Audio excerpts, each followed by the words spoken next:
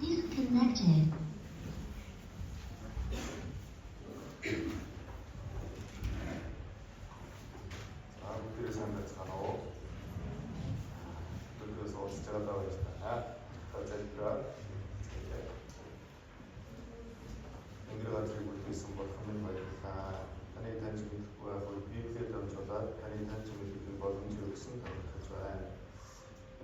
Семинарыг сонсож байгаа хүний хүчтэй хамтдаа сахиж хамгаалж өгч таны үгийг дуустал сайн сонсож чадхад мөн Библиэлд амлагдсан мөнхийн амийг олж чадахад нь та тусалж өдөртөж өгөөрэй. Өнөөдрийн семинарын эхлэлээс төгсгөл хүртэл бурханд даатгаж байна. Та тусалж өдөртөж өгнө. Бидний хайрладаг Иесус Христийн нэрээр залбирлаа. Амен. За Библиэс бичлэг уншаад. Эцгээ Амос 3-ын 7-р эшлэл байна. Харагдаж байна уу? За уншаа. Зарцнаар иш үзүүлэлт жилдээ нууцаа эзлэлгүйгээр эзэн бурхан үнээр юу ч хийхгүй. Тэгэхээр эндээс ахмад бурхан ямар нэгэн зүйлийг хийнэ. Тэгээд хийхээс өмнө юу хийх гэж байгаа вэ гэдгийг олчиж мэдээлнэ гэсэн. Тийм ээ. Ноагийн хүмүүнийг амьдарч байхад галуу юу хийж шүү гэж хэлсэн байгаа. Ноо гэдэг хүн усан онгоц барингаа зөв байдлыг томхоглож та нарын хийсэн гим нүглээс болоод бурхан усан галуу юу гэж байна гэж хэлсэн байгаа. Бас тэндээс гарсан усан онгоцон суугаад амьд үлдэх юм аа гэж хэлсэн байна. Бурхан урдчлаад ингэ хэлсэн. Ингээд урдчлаад хэлж байгаа нь бурхан айлах гэдэг юм биш. Бурхан тэр хүмүүсийг амьд үлдээсэй гэсэндээ урдчлаад хэлж өгч байна. За Израилийн ард түмэн гэсэн бурхан урдчлаад айлцсан шүү дээ тийм ээ. Дуулууртай байх юм өрөөнөө, дуулуургүй байх юм хараана гэж. Дуулууртай байх үед нь бурхан урдчлаад айлсан гэдэг нь ерөөсөн. Дуулуургүй байх юм бол бурхан элчнэр иш үзүүлэгчтэй явуулсан. Яагаад явуулж ирв? Харагдаж шүү гэж айлах гэдэг юм. Үгүй шүү дээ. Битээ харагдаасай, амьд үлдээсэй гэсэндээ бурхан урдчлаад үгүй айлцсан. Тэгэхээр манай эдний 70 оны үед гэсэн Иесус Христ хэлсэн байгаа. 70 оны Иерусалим сүрхээс өмнө Иесус Христ хэлсэн. Таны Иерусалим хот бүслэгчүүд хотоос гараарай. Иерусалим бүслэгчүүд хот руу битгий ороорой. Тэр өдөр өшөө авалтын өдөр байх болно шүү. Хэлсэн байна. Хүүхдүүдээ барьж идэх өдөр болно шүү. Иесус Христ айлгцсандаа тэгээд юм. Үгүй шүү. Амьд үлдээсэй гэсэндээ тэгж хэлж байгаа байхгүй юу? Тэгэхээр энэ Библиэрээс харахад бурхан ямар нэгэн зүйл болохоос өмнө урдчлаад хэлсэн байна. Яагаад хэлж байгаа юм бэ? Амьд үлдээсэй гэсэндээ хэлж. Яагаад хэлж байгаа юм бэ? Айлгаж байгаа учраас хэлж.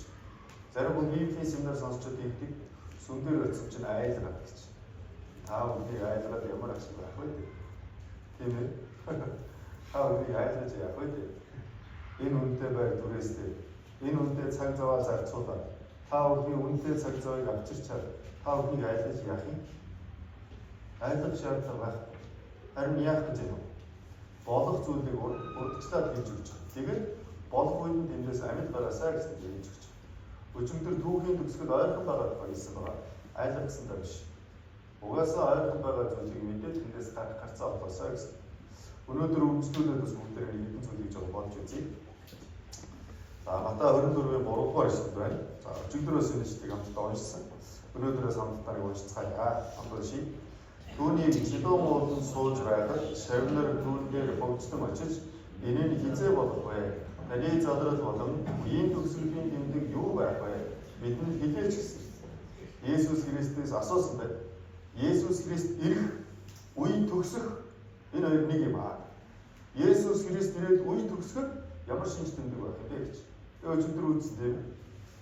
Библи бүгд хэлхийд аяар орчуулагдсан байна.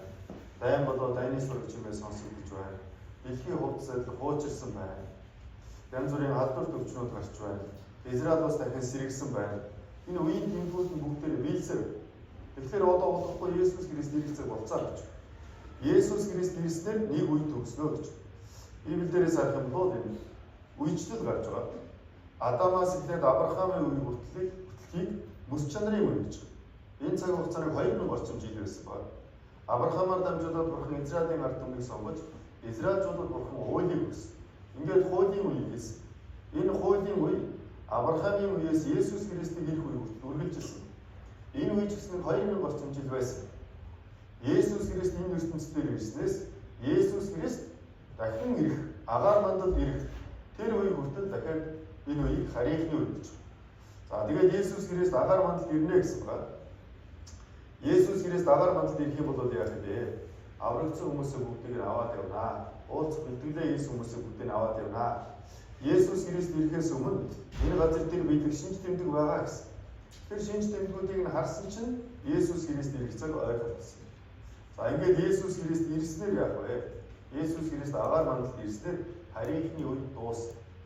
За өчигдөр энэ харийнхны үе дуусгүй шинж тэмдгүүдийн тухай бүгд үзсэн. Өнөөдөр тэр шинж тэмдгүүдээс дахиад нэг шинж тэмдгийг хамтдаа үзэх гэж байна. За Луг 21-ийн 24 дугаар ишлэл байна. За өчигдрөөс уншсан хамтдаа уншъя. Элдний эрдэмтдийг унаж хамаг үндэснүүдэд олзлогдсон цөлөгдөн. Харийнхны цаг үүсэх хүртэл Иерусалим харийнхны хөлд ор талхлагдах болно. Элдний эрдэмтэд унаж гэсэн. Элдний эрдэмт хэн унсан бэ? Израильчууд унсан. 2000 жил унсан. Хамаг үндэснүүдэд олзлогдсон цөлөгдөнө гэж. Маш олон үндэстэн рүү хэн цөлөгдсөн бэ? Израильчууд цөлөгдсөн. Тэгээд энэ Израильчууд цөлөгдсөн энэ үе бол харийнхны цаг баггүй. Харийнхны цаг өөрөөр хэлбэл Израильчууд цөлөгдөд явсан байгаа тэр үе Израиль биш хүмүүсийн аврагдах боломжтой үе. Гэтэл энэ харийнхны цаг бас нэг өдөр дуусна.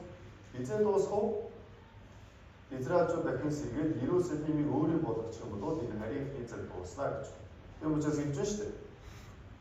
Харийнхны цаг үүсэх хүртэл Иерусалим харийнхны хөлдөр талхах. Иерусалим дээр хариу үндэстнүүд гიშгэн байвал хариу үндэстнүүдийн цаг үргэлжлэнэ. Иерусалим дээр хариу үндэстэн гიშгтэй болоод Иерусалимыг хариу үндэстнүүд талхахлаа болвол харийнхны цаг дуусна гэж. Гэтэл яасан бэ? Израиль улс дахиад сэргэгдсэн шүү дээ. Гэтэл одоо нэг юм сэргээгүй. Юу сэргээгүй вэ гэхээр энэ Иерусалим 100% Израиль болоогүй. Иерусалим. Тийм учраас Иерусалим дээр хариу үндэстнүүд гიშгэв. Иерусалим дээр хариу үндэстнүүд гიშгэдэг учраас бид нар өнөөдөр аврагт хугацаа үргэлжлээд байна. Гэтэл одоо яаж байгаа вэ гэхээр энэ Иерусалимыг Израильчууд өөрийн болгож эхэлж байна. Яагаад Иерусалим Израилийг болохгүй байгаа вэ? Яагаад вэ гэхээр энэ Иерусалимын голдны мартан оройтой дугуй байна. Энэ дугуй бол исламын шашны дугуй байна. Исламын шашны. Тэгээд энэ исламын шашны юм дугуй байдаг учраас олон улс яадаг вэ гэхээр Иерусалимыг Израиль гэж хүлээн зөвшөөрдөг. Харин юу гэдэг вэ гэхээр энэ Иерусалим бол дундын бүс юм аа гэж. Дундын бүс. Тэгэхээр одоо яаж гэнэ вэ? Энэ Иерусалимыг Израиль гэж хэлчих юм бол Израильчуудын алтан оройтой дугуйг нураагаад энэ дээр ариун өргөн байдаг. Тэр энэ алтан оройтой дугуйг нураачих юм бол дэлхийн тай болдог байхгүй. Нөгөө далайн шинтэй арабууд ч одоо яах вэ? Энэ алтан оройтой дугуйг нураах юм бол дайн дэгдэх гэдэг байхгүй. Тэгэхээр дэлхийн инх тайвны төлөө энэ Иерусалимыг дундын бүс гэж хүлээн зөвшөөрсөн. Гэтэл сүүлийн үед яаж вэ? Иерусалим одоо дундын бүс биш ээ. Иерусалим одоо Израилийн хаа гэж. Хэрвээ Иерусалим 100% Израилийн мэдэлд орчих юм бол энэ Иерусалим дээр хариу үндэстнүүд орж чадах болно. Тэгэхээр хариу үндэстэн биднэрт өгөгдсөн энэ аврагдах боломж дуусна гэсэн. Ойлгож байна уу? Жог хэцүү байна уу? Ойлгож байна уу? За. Энэ дараа хэлж байна. Иерусалим хот Израилийн нийслэл мөн болохыг Дональд Трамп албан ёсоор хүлээн зөвшөөрлөө гэж байна. Трамп нэг ерөнхийлөгч гарч ирээд Иерусалимыг Израилийг зөвшөөрсөн. Тэрний өмнөх ерөнхийлөгч нар зөвшөөрдөг байсан. Тэгээд одоо яасан бэ? Израильчууд болохоор манай нийслэл Иерусалим. Гэтэл Израильтай дипломат харилцаатай улс орнууд элчин сайдын ямаа нийслэлэн байгуулагдсан шүү дээ. Гэтэл Иерусалим маргаантай дундын бүс учраас Иерусалимд байгуулдаг. Тэгэхээр Израильтай дипломат харилцаатай улс орнууд элчин сайдын ямаа хаана байгуулдаг вэ? Тэгэл Авив гэдэг нутагт байгуулдаг. Гэтэл сүүлийн үед яаж юм? Тэгэл Авивд байсан элчин сайдын яамнууд Иерусалим руу нүх хандлагатай болж байна. Ингэхээр Иерусалим 100% Израиль болдог гэсэн. Хэрвээ Иерусалим дээр хариу үндэстэн гიშгэж чадахгүй бол бидний хугацаа дууссан гэсэн. Ойлгож байна уу? За, тэгээд яасан бэ? Өдрийн зөн дээр гарсан байна. 2018 оны 1 сарын 23-нд гарсан. Тэгэл Авив хоттой Америкийн нэгдсэн улсын элчин сайдын яамыг Иерусалим хот руу шилжүүлэх ажил 2 жилээс хэвтэхгүй гэж. Одоо Тэгэл Авив байсан элчин сайдын яамаа Иерусалим руу шилжүүлэх гэж шүү дээ. Ингээд Иерусалим Израилийн хувьд бидний хугацаа дуусгаад байна шүү. 2 жилийн дотор шилжүүлнэ гэсэн. Гэтэл 2 жил хүрхгүй хэдхэн сарын хугацаанд шилжүүлсэн. 2018 оны 5 сарын 15. Америкийн нэгдсэн улс элчин сайдын яма Иерусалимээр нүүдгийг шилжүүлнэ гэсэн. 2 жилийн дотор шилжүүлнэ гэсэн чинь 1 сарын 10 хэднээр зарлаад 5 сарын 10 хэднээр шилжүүлсэн. 4 сарын дотор. За ингээд Иерусалимыг Америкчууд яасан бэ? Израилийг зөвшөөрсөн. Тэгсэн чинь бусад улс орнууд бас яасан бэ? Энэ Израильчууд ингэж уриалсан байна. Элчин сайдын яамдуудаа Иерусалим руу нүүлгийг шилжүүлэхээр бусад улс орнуудад уриалсан. Энэ юу гэж юм? Иерусалимыг манайх гэдгийг зөвшөөрөөд өгөөч гэж шүү дээ Израильчууд. Хэрвээ Иерусалим Израилийнх болчихвол бидний хугацаа дуусна. За гэтэл үүний дараа юу болсон бэ? Гватемала элчин сайдын яамаа Иерусалим хот руу нүүлгэхээр болсон гэж. Австрали Израилийн элчин сайдын яамаа Иерусалим хот руу нүүлгэх талаар эргэцүүлж байна гэж. Ингээ эргэцүүлжсэн. Гэхдээ нүүлгэхээр болсон. Австрали элчин сайдын яамаа Иерусалим хот руу нүүлгэхээр болсон гэж. Румын улс элчин сайдын яамаа Иерусалим хот руу нүүлгэнэ гэж. Бразил элчин сайдын яамаа Иерусалим руу нүүлгийг шилжүүлэх бодолтой байна гэж. 2019. Энийг ингээд сонсонгууд яаж гэнэ? Бүр шар ус босч байгаа. Яагаад? Иерусалим Израилийнх болчвол Израиль биш хүмүүсийн аврагт боломж дуусна гэсэн чинь Иерусалим одоо Израилийг болоод явж шít. Турк улс Иерусалим элчин сайдын яамаа нээхээр төлөвлөж байна гэж. Ингээ олон улс одоо яаж гэнэ? Иерусалимыг Израилийг зөвшөөрч. Ингээ Иерусалим 100% Израилийг болгоц Израиль биш хүмүүсийн аврагт хугацаа дуусна. Энэ хэлж байна шүү дээ. Харийнхны цаг үүсэх хүртэл Иерусалим харийнхны хөлдөр талхлаг. Иерусалим харийнхны хөлдөр талхлагдаж байгаа талхлагдахаа болмогц харийнхны цаг дуусна гэж. Тэгтэл Иерусалим одоо яаж гэнэ? Израилийг болоод явж байна. Энэ чинь одоо бидэнд өгөгдсөн хугацаа дуусаж байна гэж. Тэгээд одоо яах вэ?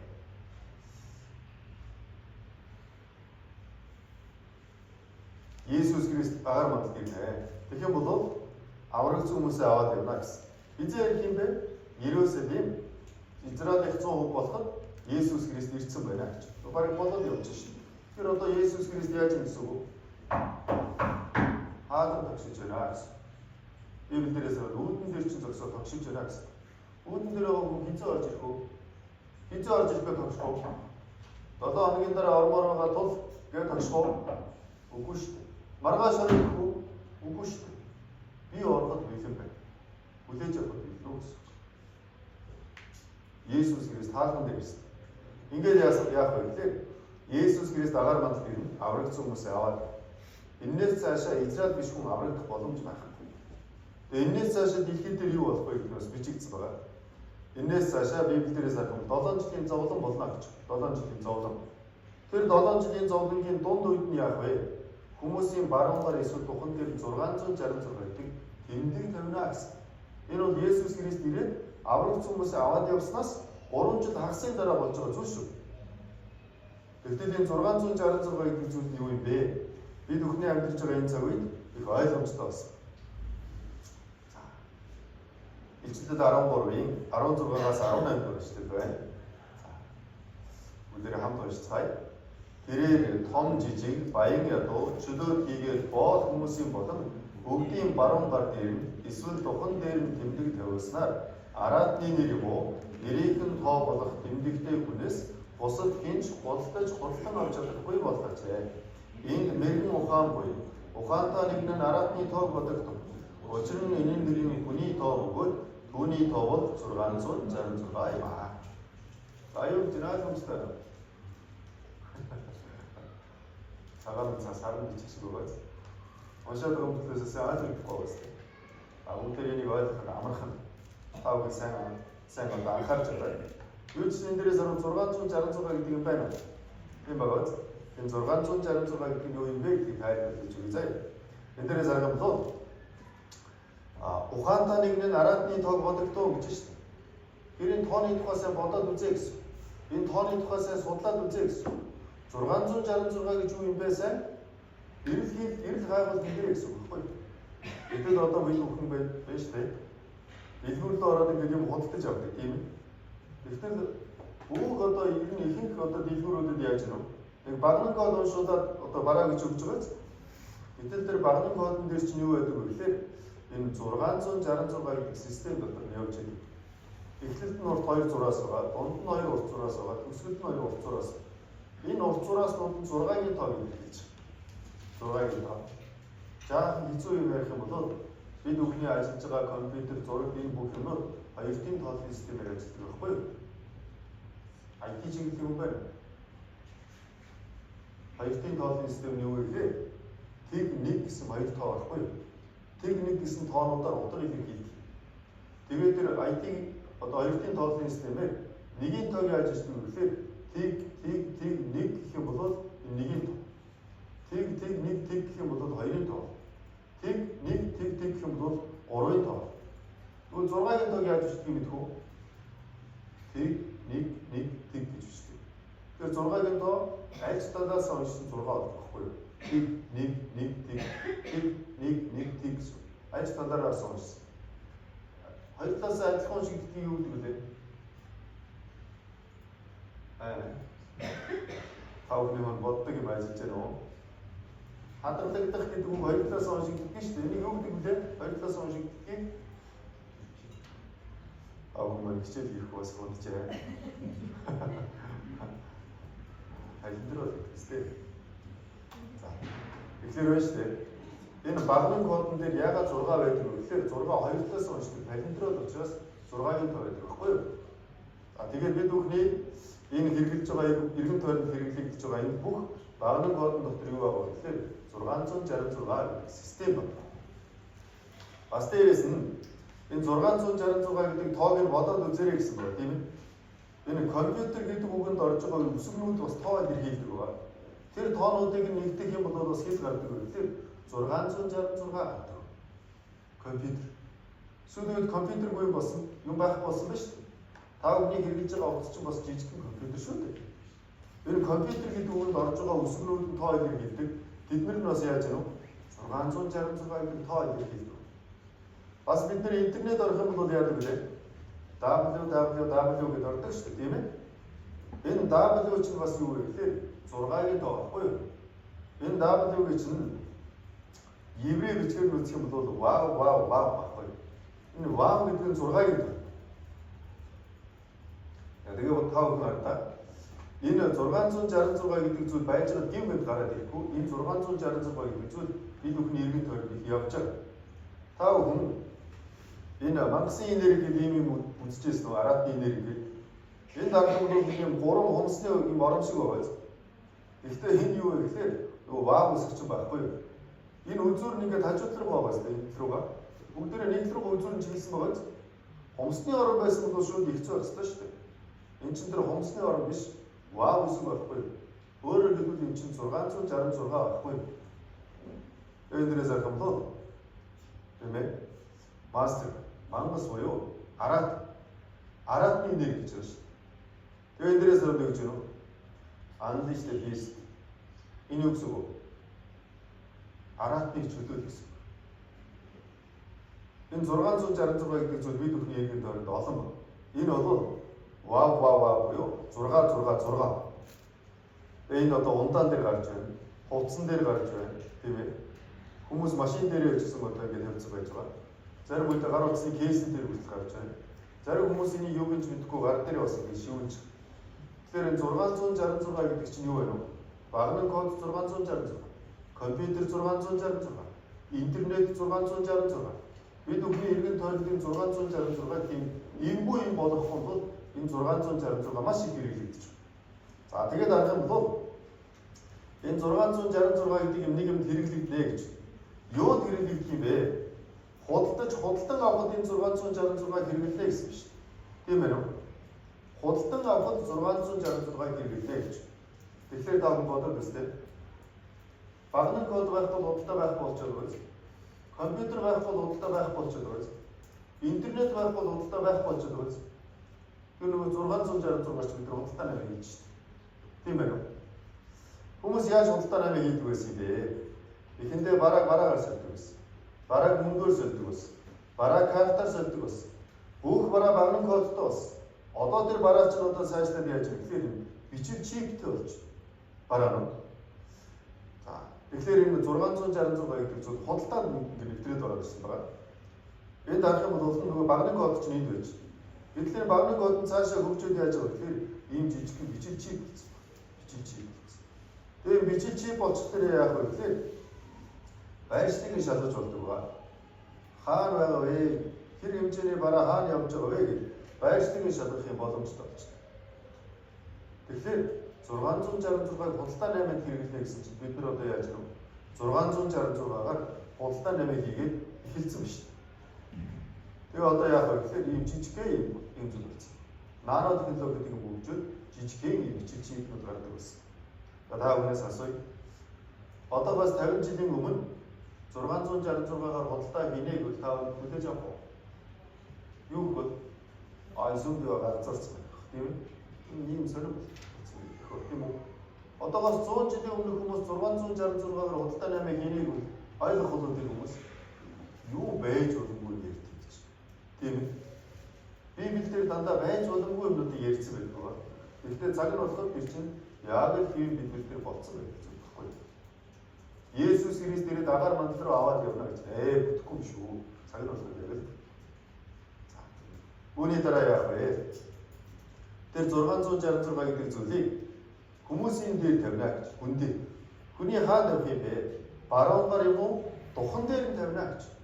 Яагаад энэ 666 гэдэг юмыг хүний баруунгаар эсвэл духан дээр тавих гэдэг юм бэ? Хүн хоёр гартаа шүү дээ. Яагаад заавал баруун дээр нь тавих гэдэг юм бэ? Яагаад баруун дээр нь тавьж байгаа вэ гэхээр хүний баруун гарны судасны хэлбэр давтагддаг. Зүүн гарны хаяаныг давтагддаг. Баруун гарны хоол давтагддаг. Тийм учраас баруун гар дээр нь тавина гэж. Баруун гаргүй хүмүүсийн хаан тавих уу? Духан дээр. Тэгвэл давтагдахгүй хэсэг нь хаана вэ? Нүднийхээ солонгон мөрөгч давтагддаг. Тийм учраас баруун гарын духан дээр нь тавина гэж. Яагаад бас заавал гарын духан дээр нь тавих вэ? Энэ ч нөгөө хиймэл дагуултай холбогддог цахилгаан хөрөмж шүү дээ. Цэнэглэх шаардлага. Тэгээд цэнэглэхийн тулд одоо яг гарандаа суулгасныгаа задлаад гаргаж ирээ цэнэглэх буцаага хийх үү? Эсвэл биднийг цэнэглэж чадахгүй. Одоо сүүлийн үед яадаг болсон бэ гэхээр өөрөө өөрийгөө цэнэглэдэг болсон. Яаж цэнэглэдэг вэ гэхээр температурын зөрүүгээр өөрийгөө цэнэглэждэг болсон. Хүний биед температурын зөрүү хамгийн их гардаг хэсэг нь хаана байна вэ? Хүний биеийн ил хэсэг. Нүүр, гар. Гараа даардаг орж ирээд дулаацдаг. Тийм учраас энийг бас яаж гэнэ вэ? Гар юм уу? Духан дээр тавьж байна.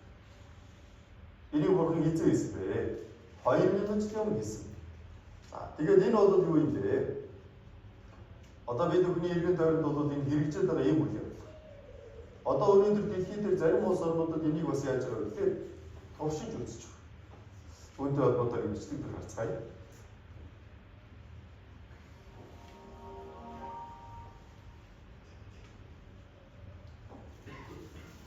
Иргэний бүртгэл харьяаллаа баталгаажуулахын тулд иргэний үнэмлэхний оронд биедээ чип суулгадаг талаарх Холливуудын олон арга кино бий. Төсөөлшгүй мэд санагдаж байсан эдгээр зүйлс нь аль хэдийн модын амьдрал дээр биелэлээ олж мянган шивэд иргэд иргэний үнэмлэхний оронд арьсан доороо бичиг чип суулгаж байна. Удааны ширхэг шиг хэлбэртэй энэхүү чипийг биед суулгахад пирсинг хийхтэй амжилт хэмжээ. Дэлгүүрт тооцоо хийхдээ уншуулж дэлгүүрийн оронд хэрэглэж галт иргэний тасалбар худалдан авахдаач ашиглах боломжтой юм байна. Үүнийг 2015 оноос эхлэн туршиж эхэлсэн бөгөөд одоогоор 3000 гаруй шивэд хүн ийм имплант чип суулгуулжээ. Гэхдээ энэ нь хяналтын ямар нэгэн хэлбэр байж магадгүй гэсэн боломжтой байгаа юм.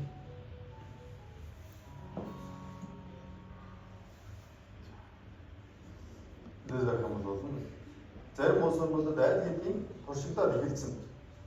Тийм ээ. Туршигдаад эхэлсэн биш. Тэгээд одоо яаж байгаа вэ? Аль хэдийн энийг бас зарим улс орнуудад хэрэглээд эхэлсэн гэж. Бид бүхэн бүгдний хийх чипнүүдийг үйлдвэрлэлд тавьсан байна. Та бүхэн. Одоо хязгаарыг өдөр та бүхнийг суулгав. Гэхдээ энэ нь юу юм бэ? Энэ бол үнэхээр төгс хяналт. Яагаад вэ? Бүх санхүү хэрэггүүлгээд эндээс харъя. Тэгээ хаана байгаа нь харъя. Хинтээ ойрхон байгаа нь харъя. Бүгдээрээ энэ хяналтанд орж. Эндээс харахад бол яаж гэнэ вэ? Энэ нөгөө багны коднуудыг чинь зурцсан байгаа. Тэгэхээр хурууны хийгээд зурцсан байгаа. Хүний биеийг давтагдахгүй гэсгээр хүмүүсийг кодлоо гэсэн. Тэгээ хүмүүс одоо яах вэ? Хяналтанд орно гэсэн. Энэ ингэж байна. Та цогтож болно. Гэхдээ та нуугдаж чадахгүй гэж. Ийм зүйл тавилсан бол бүрэн төгс хяналтанд орно. Өнөөдөр ч гэсэн зарим компаниуд одоо яаж гэнэ вэ? Ажилчдынхаа бие чипс болгож хяналтыг сайжруулсан гэж байна. Тэр өнөөдөр энийг бас одоо яасан бэ гэхээр зарим улсуудад хяналт болгоод ингээ ашиглаад эхэлсэн гэж байна. Тэгэхээр Есүс Христийг ирэхэд өргөгдөж чадаагүй хүмүүс яах вэ? Есүс Христээрээ аврагдсан хүмүүсээ аваад явснаас 3 жил хагасын дараа 666 гэдэг чип бие дээрээ суулгав. За энэ чипийг суулгачвал яа гэм бэ? Энэ чипийг суулгасан хүмүүс бүгдээрээ там руу явах юм аа гэж. Гэхдээ суулгачвал зүгээр юм биш үү? Худалдаа наймаа хийгээд тийм ээ. Суулгачвал бичиг баримтаа одоо зүйл байхгүй амар юм биш үү гэж. Тэгээд суулгасан хүмүүс бүгдээрээ там руу явна гэсэн. За би тав уушиж өгье. Өөр нэгэн тэнгэрэлж буюу 3 дахь тэдний даган чанга дугаар хин араатанд болон хөрөгтөн мөргөж духан дээрээ эсвэл гар дээрээ тэмдэг авна. Тэр хүн бурхны уур хилэнгийн дарсыг муу болно. Энэ нь түүний уур хилэнгийн аяганд шингэлэлгүй байсан дарс. Тэр хүн ариун тэнгэрэлч нар ба хурмны өмнө гал хөхөр дотор зовж тарчилна гэсэн. Мөргөө тэмдэг авлаа. Духан дээрээ гар дээрээ тэмдэг авлаа. Тэр хүн яах юм бэ? Тэр хүн зовх болон тарчлах болно. Гал хөхөр дотор тарчилна гэсэн. Энэ 666 гэдэг тэмдгийг тавиулах юм бол яах вэ? Тавиулах юм бол шууд тамрагна гэсэн. Тэгвэл та бүхний дотроос ч юм уу эсвэл Библийн семинар сонссон хүмүүсийн дотроос зарим хүмүүс бас энэ үед очих. Есүс Христийг ирэх үед аврагдаж чадаагүй өргөгдөхгүй байж байгаа. Энэ 666 та нүрд бол. Тэгээ энийг тавиулах юм бол там руу явна гэсэн шүү дээ. Би тавиулахгүй. Тавиулахгүй үйл яах вэ? Тэгвэл тэр хүмүүс цаас болно гэсэн. Эцэд 13-15 хүрэх зүйл байна. Бүгдээ хамт уншийе. Түүнд араатны хөрөг амьсгал өгөхнөө үлджээ. Ингэснээр тэрхүү араатны хөрөг ярьж араатны хөрөг мөрөгдгүй бүх хүнийг алуулах. Нөгөө хөргөнд чинь мөргөө тэмдэг авах хэрэгтэй байхгүй юу? Гэтэл тэмдэг авахгүй гэд мөрөхгүй үйл яах вэ? Алуулна гэсэн. Тэгээд дээрээс хөрөг ярина гэж байгаа. Хөрөг ярина. Тэгээд энэ хөрөг нь гарцаагүй ямар хөрөг вэ гэхээр энэ хөрөг нь бүтээгдсэн хөрөг байхгүй юу? Хөрөг бүтээ гэсэн. Тэгээ хөрөг бүтээсэн чинь нөгөө бүтээгдсэн хөрөг нь яриад. Тэгээ нөгөө хөргөнд чинь мөрөхгүй болохоор ална гэдэг. Өнөөдрийн хүртэл түүхэнд ерөөсөө хүний бүтээсэн хөрөг ярьж суудаг байхгүй. Гэтэл өнөөдөр яадаг болсон бэ гэхээр хөрөгнүүд ярьдаг болсон. Ямар ярьдаг хөрөг вэ? Химэл оюун ухаантайгаа бид нар ярьдаг байсан. Тэгээ химэл оюун ухаантай энэ роботуудад энерги сэтгэл гэдэг юм байхгүй учраас яг уу хөрөгтөн мөрөггүй тэмдэг авах болов шүү. Цаазална гэсэн. Алуулна гэсэн. Тэгэхээр одоо яах вэ? Есүс Христийг ирэх үед өргөгднө гэдэг нь цорын ганц гарсан. Өргөгдөж чадахгүй 666 тавилаа там руу яв. 666 тавилахгүй цаас болчиход яах вэ? Бас там руу явна шүү. 666 тавилаа там руу явдаг ч уу, цааслуудаа там руу явдаг ч уу, адилхан там руу явна гэсэн. Тэгвэл одоо гарцсан юу юм бэ? Есүс Христийг ирэх үед өргөгдөл цорын ганц гарцсан. Тэгээд яах вэ? Өдөөсөө хамтдаа Есүс Христ ирнэ. Аврагдсан хүмүүсээ аваад явчихнаа. Үлдсэн хүмүүс нь 666 тэмдэг төлөвлөнө. Тавилбал тэр чигээрээ там руу явна. Тавилахгүй цаалуулсан ч там руу явна гэсэн. Тэгээ 666 тэмдэг тавиад дахиад 3 жил агсын дараа юу болох вэ? Энэ дэлхий дээр цөмийн дайн болох болно гэсэн. Цөмийн дайн. Гэтэл Библиэлд цөмийн дайн болох үед ямар улс орнууд байдаг юм бэ? Гол ройлд нь тоглох юм бэ гэдэг нь бас бичигдсэн. Түүний тухайс нь бүгдээ тавч харцгаая. Эцэгэл 38-ийн 3-р эшлэл байна. Бүгдээ хамт уншийе. Эзэн бурхан ингэж айлдаж байна. Харагдсан шиг Тубаадын тэргүүн ноён болох Гого би чиний эсрэг байна гэж. Төгсгөлийн үеийн дайны хэн одоо өдөөх юм бэ? Орос улс өдөөх болно гэсэн. Тэргүүн ноён болох Гого гэж байна. Энэ тэргүүн ноён гэдэг нь юу гэж үг вэ? Энэ ноён гэдэг үг нь заримдаа тэргүүн гэдгээс орчод байдаг. Энэ нь яг Библийн бичигдсэн хэлэн дээрээ Рош гэдэг үг. Рош гэдэг үг нь тэргүүн гэсэн утгатай бас Рош гэдгээр ч гэсэн зарим үг одоо бичигддэг. Орос Библи дээрээс харах юм бол юу гэж байна вэ? Роша Мишека Хувага. Роша гэж гарсан байна. Англи Библи дээрээс харах юм бол юу гэж байна вэ? Рош Мишек гэж гарсан байна. Монгол Библиэд Рош гэдгийг нь тайлбар хэсгээр Рош гэдгийг нь бичсэн байна. Тэгэхээр энэ ихэнх одоо Библиуд дээр яадаг вэ? Энд Рош гэж бичсэн байна. Тэгэхээр энэ зүгийн зэвсгээр дайн болгоод ямар улс орнд тэр дайныг өдөөх юм бэ?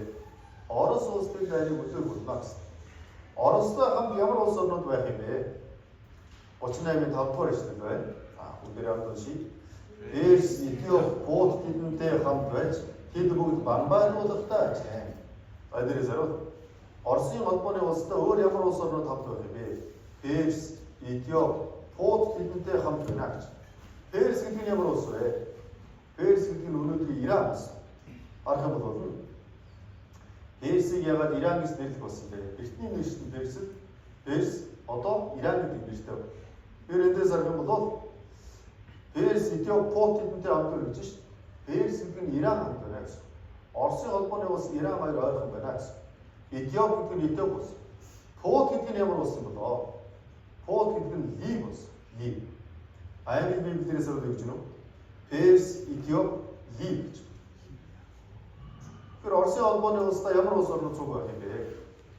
Перс буюу Иран, Этиоп, тэгээд Либ улс цуг байх болно. За энэ дээрээс харах бол Оросын холбооны улс энд байж байна. Перс буюу Иран энд байна. Этиоп энд байна. Пут буюу Либ улс юм. Энэ улс орнууд яах юм бэ? Оросын холбооны улстай төгсгөлийн цөмийн дайныг дэгдэхэд нэгдэг болно гэсэн. Өөр ямар улс орнууд байх юм бэ? Гомер бүх зэрэгтэйгээр бид тогормаа Умардын хамгийн аслагдсан эсвүүдээс хамаг зэрэгтэйгээр нэ. Гомер, Питагор. Монгол Библиэлд Гомер гэж хатуугаар бичсэн байна. Гомер гэж бас зарим Библиэлд орчуулсан. Хаан Гомер гэж өгдөг юм бэ? Оросын холбооны улстай Оросын холбооноос Украинтай байлдах үед Оростой ойрхон болсон. Ямар улс вэ? Беларусь гэдэг улс. Ерөнхийлөгч Лукашенко гэдэг. Тийм ээ? Энэ Гомер гэдэг одоо яасан бэ гэхээр Орос болоод Украины одоо хоорондоо нэгдэх энэ хүмүүс бас хоорондоо уулзсан. Тэгээд өөр ямар улс орн хамт байх юм бэ? Турк бас энэ Оросын холбооны улстай хамт байх болно гэж. Өнөөдрийн улс төрийн байдлыг харах юм бол яаж вэ? Оросын холбооны улс Турк, Ираны төрийн тэргүүлүүдийн уулзалт болж байна гэж. Бодит байдал дээр энэ улс орнууд хоорондоо нэг болж байгаа. Тэгээд энэ улс орнууд нэгдээд яах юм бэ? Цөмийн дайныг гаргана гэж. Ямар зорилготой цөмийн дайн гаргах юм бэ? Олзны төлөө цөмийн дайн гаргах боллоо гэсэн. Эзекиэл 38:12 дугаар эшлэл байна. Хамтдаа уншийе.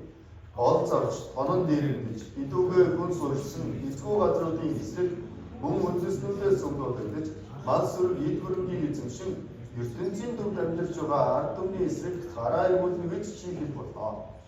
Яагаад энэ улс орнууд байлдаж байгаа юм бэ? Олзны төлөө байлдана гэж. Тэгээ хэний эсрэг байлдах юм бэ? Тэр ч одоо нэгдчихэд дайсан байх хэрэгтэй шүү дээ. Дайсан хэн байх юм бэ? Дайсан нь ертөнцийн төвд амьдарч байгаа ард түмэн гэж байхгүй тийм ээ. Энэ ертөнцийн төвд амьдарч байгаа ард түмэн нь үндэснүүдээс цуглуулагдсан ард түмэн байна гэж. Олон үндэснүүд харчаад тэгээд буцаад цуглахаараа ертөнцийн төвд амьдарч байгаа ард түмэн гэж. Энэ ямар ард түмэн байна вэ? Израильчууд. Оросын холбооны улс бусад улс орнуудтай нийлээд Израилийн эсрэг байлдлаа гэж. ертөнцийн төвд ямар үндэстэн амьдарч байна вэ? За манай Монгол бол нэлийн зүүн рүү амьдарч байна. Америкийн нэгдсэн улсын баруун хэсэг рүү амьдарч байна. Энэ ертөнцийн төвд нь хэн амьдарч байгаа юм бэ? Израильчууд амьдарч байна. Израилийн хажууд байгаа энэ тэнгисийг юу гэх юм бэ? Газар дундын тэнгис гэдэг. Бүх газрын дунд нь байдаг гэсэн. Тэгэхээр энэ Израильчууд хаана вэ? ертөнцийн яг төвд нь амьдарч байгаа. Энэ ертөнцийн төвд амьдарч байгаа энэ үндэстний эсрэг Оросын холбооны улс бусад улс орнуудтайгаа нийлээд байлдана гэсэн. Үгүй Орос яагаад Израилийн эсрэг байлдаад ирэх юм бэ? Орос яагаад байлдах юм бэ гэхээр олзны төлөө, тонож дээрэмдхийн төлөө байлдах болно гэсэн. Тонож дээрэмдхийн төлөө. Оросын холбооны улс чинь заавал өөр улс орны баялаг шунах тийм улс юм уу?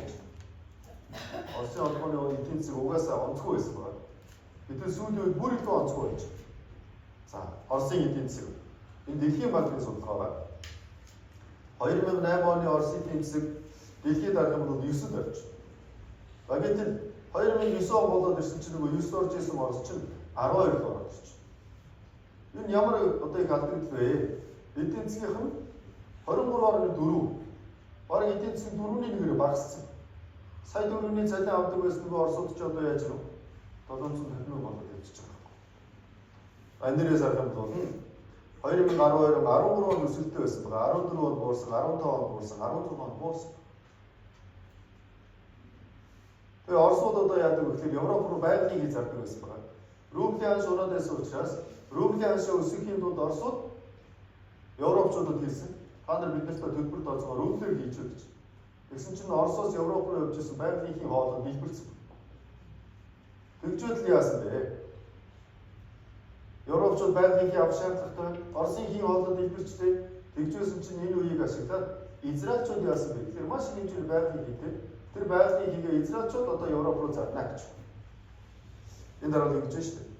Египтээр дамжуулан Европын холбоонд Израиль улс байгалийн хий хийлгэх гэж. Тэгэхээр Оросоос авдаг байсан байгалийн хийгээ одоо Израилаас авдаг болчих.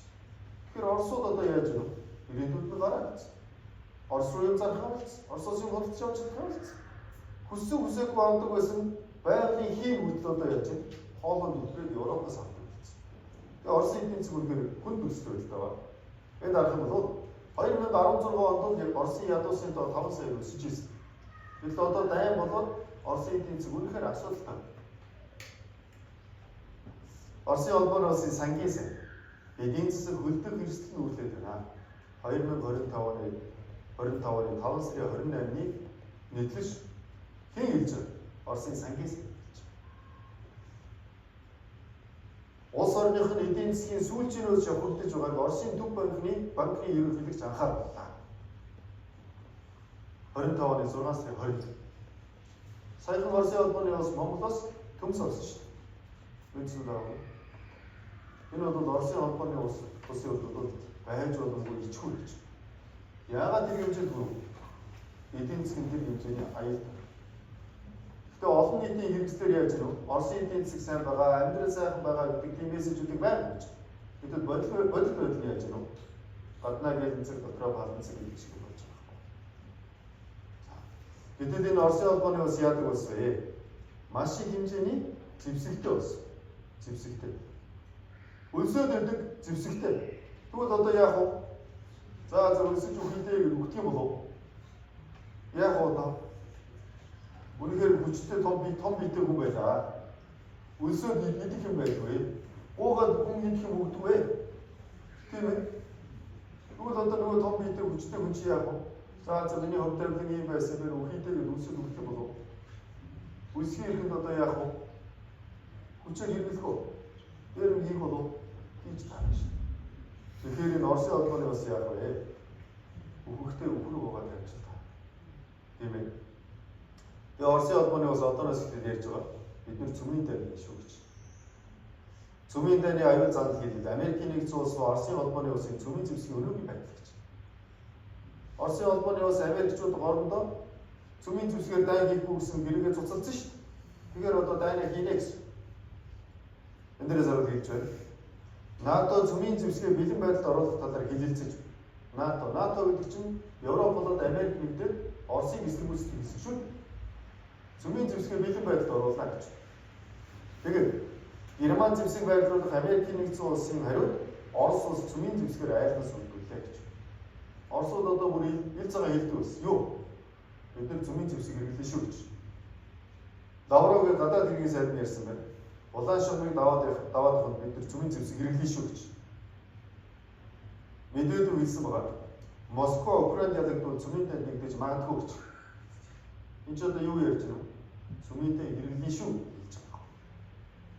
Тэгэхээр одоо хамгийн төгсгөлийн үеийн дайны үед яах вэ?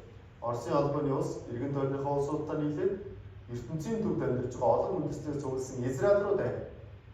Израиль руу дайрах үедээ юу хийх вэ? Цөмийн зэвсэг хэрэглэх болно гэсэн. За. Библиэрээс харах юм бол тухайн үед цөмийн зэвсэг хэрэглэх юм бол яах вэ? Цөмийн зэвсэг хэрэглэх юм бол Тийм ээ. Хүмүүсийн 3-ны 1 нэгхэн цагийн дотор өгнө гэсэн. Илчдэл 9:15 дугаар ишлэл байна. Хамтдаа уншийе. Тэгээд хүмүүсийн 3-ны 1-ийг өнөөдөр тэр цаг, өдөр, сар, жилийн төлөө бэлтгэгдсэн 4 тэнгэрэл судлагдав. Хүмүүсийн 3-ны 1-ийг өнөөдөр тухайн жилийн, тухайн сарын, тухайн өдрийн, тухайн цагийн нэг цагийн дотор одоо яг дэлхийн хүн амын 3-ны 1-ийг өнөөдөр гэсэн. Өнгөрсөн түүхэнд дэлхийн 3-ны 1-ийг нэг цагийн дотор хөнөөж чаддаг зэвсэг байна. Өнөөдөр бол харин байна. Юу вэ? Сүмийн зэвсэг. Яагаад хоёрдугаар өдрөөс ингэж хэлсэн байна. За би давд уусч удаахаас анхааралтай. Бүрхэг харанхуй өдөр. Манантай түнэр харанхуй өдөр. Уулсын дээгүүр үүрэн туяа цацрах мэд. Агуу бүжигийг ардмөн энд тархаж байна. Үүнтэй адил зүйл урд нь болж байгаагүй. Үүнээс хойш олон үед дахин гар. Өдрийн удаа бол өдөр. Гэхдээ бүрхэн өдөр харанхуй өдөр гэсэн. Шөнө харанхуй байдаг болохоос өдөр яаж харанхуй байдаг юм бэ? Яагаад харанхуй өдөр болж байгаа юм бэ? Манантай түнэр харанхуй өдөр гэж байна. Тоос шороо манангаас болоод харанхуй болно гэсэн. Уулсын дээгүүр өөрийн туяа цацрах мэдгэж. Энэ яг вэ? Цөмийн зэвсэг хэлбэрийн болов туяа цацрах. Тэгээд энэ 100 сая градус Цельсийн гал хэсэг. Тэгээд яг уу цөмийн зэвсэг хэлбэрийн бол маш их хэмжээний тоос дэш хөөрдөг. Хөөрсөн тоосонд нарыг хүртэл халахчаад харанхуй болох хэмжээний тийм өдөр болно гэсэн. Тэгээд хэлж байна. Харанхуй өдөр, түнэр харанхуй өдөр. Манантай түнэр харанхуй өдөр гэж. Тэгээд цөмийн зэвсэг хэлбэр байна. Тэдний өмнө нь гал шатаж ард нь дөл дүрмэзнэ. Өмнө нь шатчихсан гал ард нь бас зэрэг.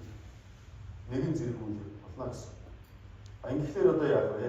Оросын албаны улс иргэн тойрны улсуудаа нийлээд Израилийн эсрэг байлаа. Үүндээ цөмийн зэвсэг хэрэглэнэ гэсэн. Энийг бол ганцхан Библи хэлээд байгаа биш. Энийг өнөөдөр хүн төрөлхтөн бас адилхан хэлж байна. Энэ Гутарес гэдэг хүн хэлсэн байгаа. Хүн төрөлхтөн цөмийн дайнаас ганцхан алхмын зайтай байна гэж. Юусе алхаар цөмийнтэй болохоор гэж.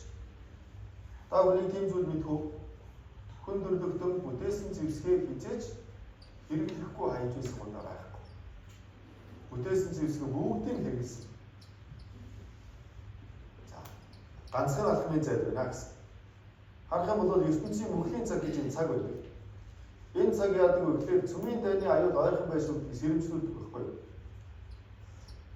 Сүүлийн цагийн зөв тэг цаг тэг минут руу 30 секундээр төглөө гэж.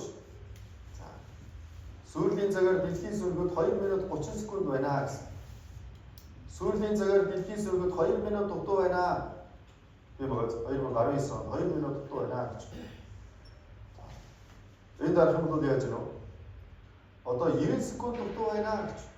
2 минут 30 секунд, 2 минут 30 секунд гэсэн. Ингээд энэ яаж вэ? Тэр цөмийн дайны энэ аюул занал хийхэд ойрхон болж байна шүү гэдгийг зөвхөн Библиэр зогсохгүй. Нүүбийн ерөнхий нэрвчгийн дараа бас хэлж. Бас цөм судалдаг эрдэмтэд ч гэсэн цөмийн дайны аюул занал хийхэд ойрхон байна гэсэн. Тэгээд цөмийн дай дэлбэрх юм бол юу болох юм бэ? Дэлбэрх юм бол ийм зүйл байна. За өнөөдөр хамт уншийе. Иерусалимийн эсрэг тулалдах бүх ард түмнийг зохих эзний гайг шиг ийм байна. Тэд хөл дээрээ зогсоор атал бие махбод нь ялзарч ухархайдаа нүднүүд нь байж амандаа хэлгэр нөө. Иерусалимийн эсрэг Оросын албаны улс болон бусад улсууд байлдан тэр үед яах вэ? Хүмүүс хөл дээрээ зогсож байгаа үедээ бие махбод нь ялзарна гэж. Тэр одоо бас 2700 жилийн өмнө хүн ялзархын тулд яах ёстой вэ гэхээр эхний ээлжинд хөл дээрээ зогсож чадгаа бол дуунах хэрэгтэй. Унаад хэсэг хугацаа өнгөрч иж тэр хүн ялзардаг байсан. Гэтэл энэ дээрээс хараад хөл дээрээ зогсож байгаа хүнтэй ялзарна гэж шүү дээ. Тэр хүн яавал хөл дээрээ зогсож байгаа хүнтэй ялзарх вэ? Цөмийн бөмбөг хэлбэрх юм бол хөл дээрээ зогсож байгаа ялзарна. Унахаас өмнө гэсэн. Тэгээд энд яа гэж нөө? Ухархайдаа нүднүүд нь байж амандаа хэлн өнгөр гэсэн байна. Тэгээд юуны тухай гэж хэлэхээр нүдний тухай, хэлний тухай гэж тийм үү? Яагаад нүдний тухай, хэлний тухай гэж байгаа юм бэ? Эхлээд атмын бөмбөг байсан. Дараа нь цөмийн бөмбөг байсан. Дараа нь ус төрөгчийн бөмбөг байсан. Ус төрөгчийн бөмбөг нь яадаг юм бэ гэхээр устай чийгтэй юмнуудыг бүгдийг устгадаг байхгүй. бүх амьд оргины зүг бүгдээрээ устдаа чийгдэг. Тэгэхээр энэ дээрээс хараад юу гэдгийг гарч байна?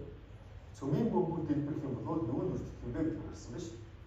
Цөмийн бөмбөг дэлбэрэх юм бол энэ хүний биеийн гаднаагаар нүд хамгийн дөрөв байх болдог.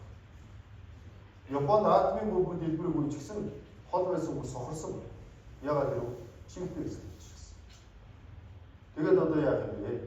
Энэ цөмийн бөмбөг дэлбэр тэгээд хүмүүс яг үл дээрээ зогсож байгаа үедээ ялцарнаа гэсэн.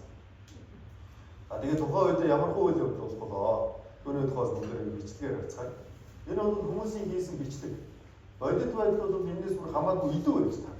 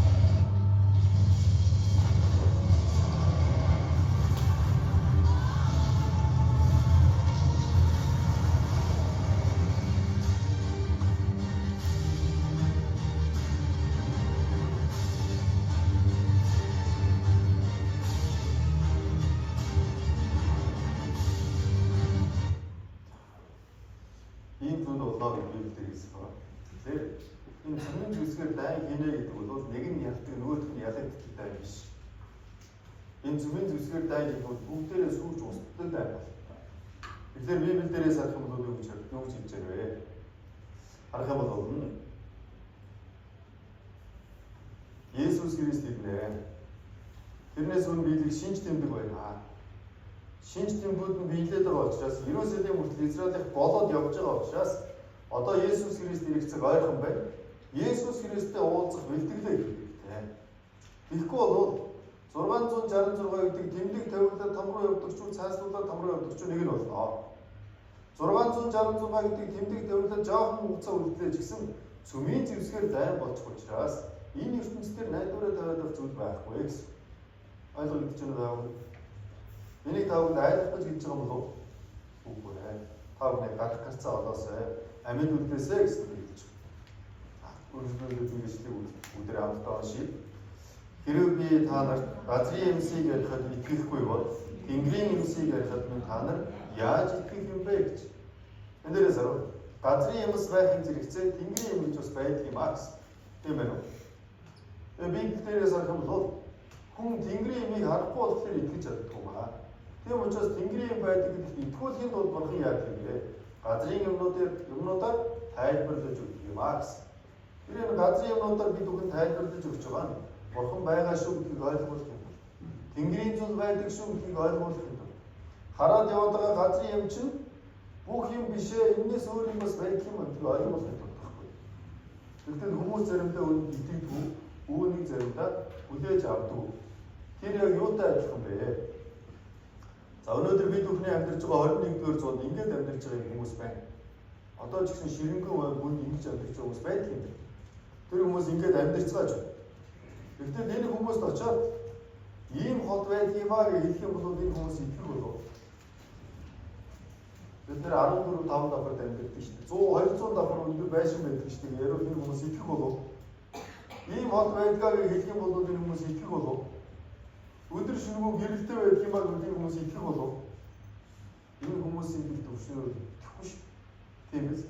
Тэгвэл энэ хүмүүсийг ойлгуулахын тулд яах вэ? Энэ хүмүүсийг ойлгож чадах зүйлүүдээр тайлбарлаж өгөх байхгүй юу?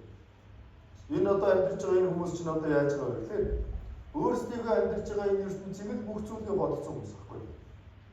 Өөр соёл иргэншил байдаг энэ хүмүүс хүлээж авах хэцүү. Гэхдээ энэ хүмүүс итгэхээ болж тэгээд өөр соёл иргэншил алга болчих гэж байх уу? Байхгүй шүү дээ. Тийм биз? Энэ хот алга болчих гэж байхгүй шүү. Үүнтэй адилхан энэ Тэнгэрийн юм байдаг гэдэгт бид бүхэн итгэхээ байлаа гэж Тэнгэрийн юмнууд алга болчих гэсэн үг биш. Тийм учраас одоо яах вэ?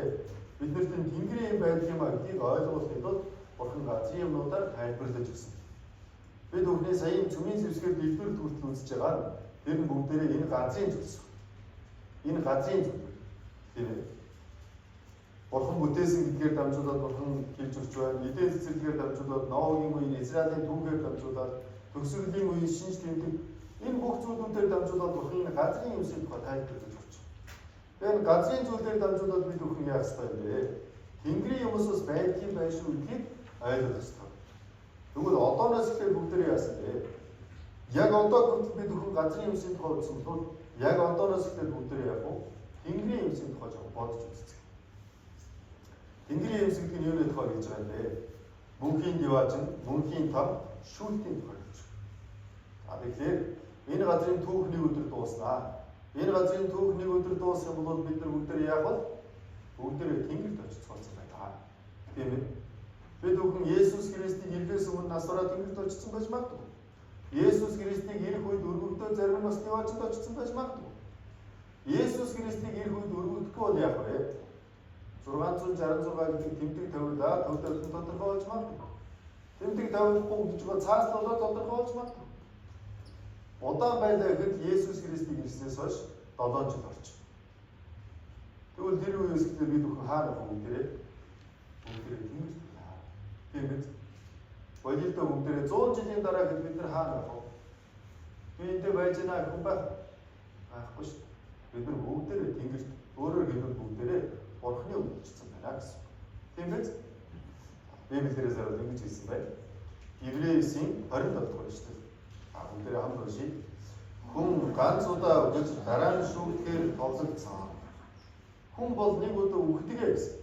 Үхдэг гэж. Тэгээ үхлээр бүх зүйл дуусахгүй гэж. Үхснээр дараа Тэнгэрийн зүйлүүд хийж байгаа байхгүй. Үхлээр энэ газрын зүйлүүд дуусаад үхсний дараа Тэнгэрийн зүйлүүд хийж. Тэгээ үхсний дараа гэж байна гэсэн. Үхэж дараа гэсэн үг. Үхлийн дараа байна. Үргэлжлэн. Тэгээ үхлийн дараа юу вэ? Бурхны юм очих тэр шүүгдэх юм аа гэж. Үхэлгээд ярихдаа хүмүүс тэр чинь надаас хол юм байна та гэж. Үхэл нь надаас хол юм чинь шүүгдэн бүр хол юм байна та гэж боддог. Гэхдээ хүн ер нь хизээ өгөх вэ гэдэг юм ихгүй тийм ээ. Үхэл гэдэг зүйл заримдаа хэд хүргэж байгаа дэгдэг ба. Зарим үедээ шууд дэгдэх бодлоо ч гэсэн бас байдаг. Энд нэг хүн алхаж явна. Энэ хүн өөрөө үхнэ гэдгийж бодохгүй байгаа. Энэ хүнийг харж байгаа бид нар ч гэсэн энэ хүний үхлийн тухай бодохгүй байгаа.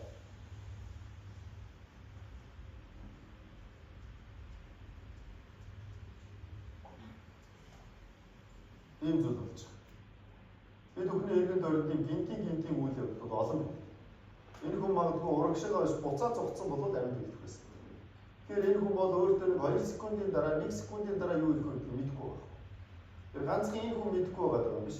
Бид нар ч гэсэн бас бүгдээрээ мэддэггүй хүмүүс. Хамгийн баталгаатай зүйл нь юу вэ?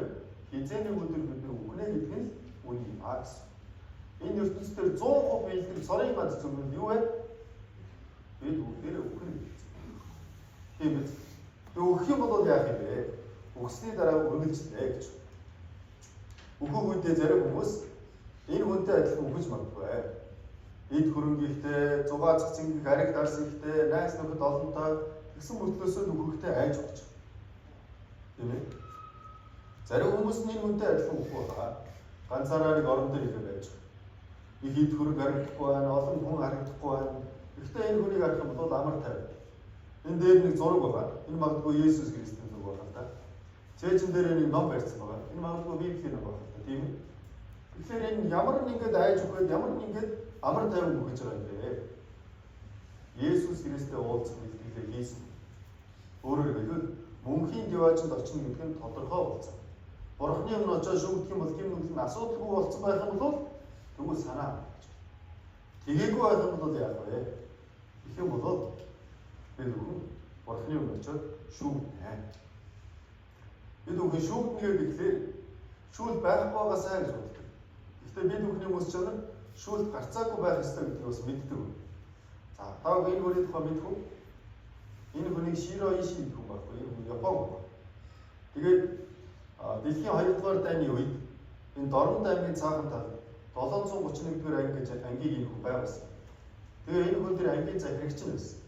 Тэгээ энэ хүн ямар одоо тийм анги байгуулсан бэ гэхээр бактериологийн зэвсэг үйлдвэрлэх зорилготой тийм анги байгуулсан. Тэгээ хүмүүс тэр маш олон туршилт явуулсан. Тэр туршилтанд нь Орос хүмүүс үлдсэн, Хятад хүмүүс үлдсэн, заримдаа Солонгос хүмүүс үлдсэн, Монгол хүмүүс ч гэсэн үлдсэн байна. Дорнодын цаахан талаас. Тэгээд энэ хүн ямар туршилт хийсэн бэ? Энэ хүн ихийн хайр хаа хөдөл үргэлжлэх юм бэ гэдэг тийм туршилт хийсэн. Тэгээд яасан бэ гэхээр хүүхэдтэй эмэгтэй хүнийг төмөрөн дээр зогсоогоо доороос нь гал асаасан. Тэгээд галыг нь одоо шатаас өргөснүүдэд төлсөн. Тэгсэн чинь ээж нь улаас нөгөө төмөрөн дээр ихлээд хүүхдээ тэмрээд ингээд нөгөө төмөрөн дээр ингээд цогцчихсэн байна. Гэтэл дахиад нэлийн хугацаа өнгөрсөн чинь хүүхдээ төмөрөн дээр тавиад өөрөө дээр хараа зогссон. Ихийн хайр энэ бүрээд үргэлжлэх, энэ бүрээд зогсдог юм байна гэдэг туршилт хийсэн. Тэгээд энэ хүн бас яасан бэ? Энэ хүн дэлхийн 2 дугаар дайны үед Япончууд Америкт ялагдсан байна. Энэ хүн уулын тийм муухай туршилтыг хүртэл хийсэн юм чинь энэ хүн уулын шудраг өсөйдөө хариугаа авах ёстой. Гэтэл энэ хүн туршилтын үед хийсэн бүх одоо мэдээлэл бүгдийг Америкчуудад зараад Америк хүмүүсийн хүн эрхчлөө болгосон. Тэгээд энэ хүн зүгээр эрхчлөөтэй амьдраа зогсохгүй яасан бэ? Япон улстай энэ хүн архины газар ажиллаулаад тэндээ залуу эмэгтэй хүмүүсийн биеийг нь өлүүлдэг ажил хийдэг байсан. Тэгж байгаа энэ хүн зам ёсоор өгшрөл нас орсон. Тэгвэл даа энэ хүнийг харуул шүүх байх ёстой гэж бодож байна уу? Байхгүй ёстой гэж бодож байна уу? Энэ ертөнцийн шудрах шүүхийг боловч эрэх ертөнцид шүүх заавал байх ёстой гэж. Бидний мөс чанар ч гэсэн бүгдээрээ юу хүлээн зөвшөөрдөг вэ? Шүүх гэдэг зүйл гарцаагүй байх ёстой байна. Үүнийг хүлээн зөвшөөрдөг. Тэгээ ганцхан энэ хүн шүүгдэх үү? Энэ хүн бол мэдээж шүүгдэх. Бусад хүмүүс ч гэсэн бас шүүгдэнэ.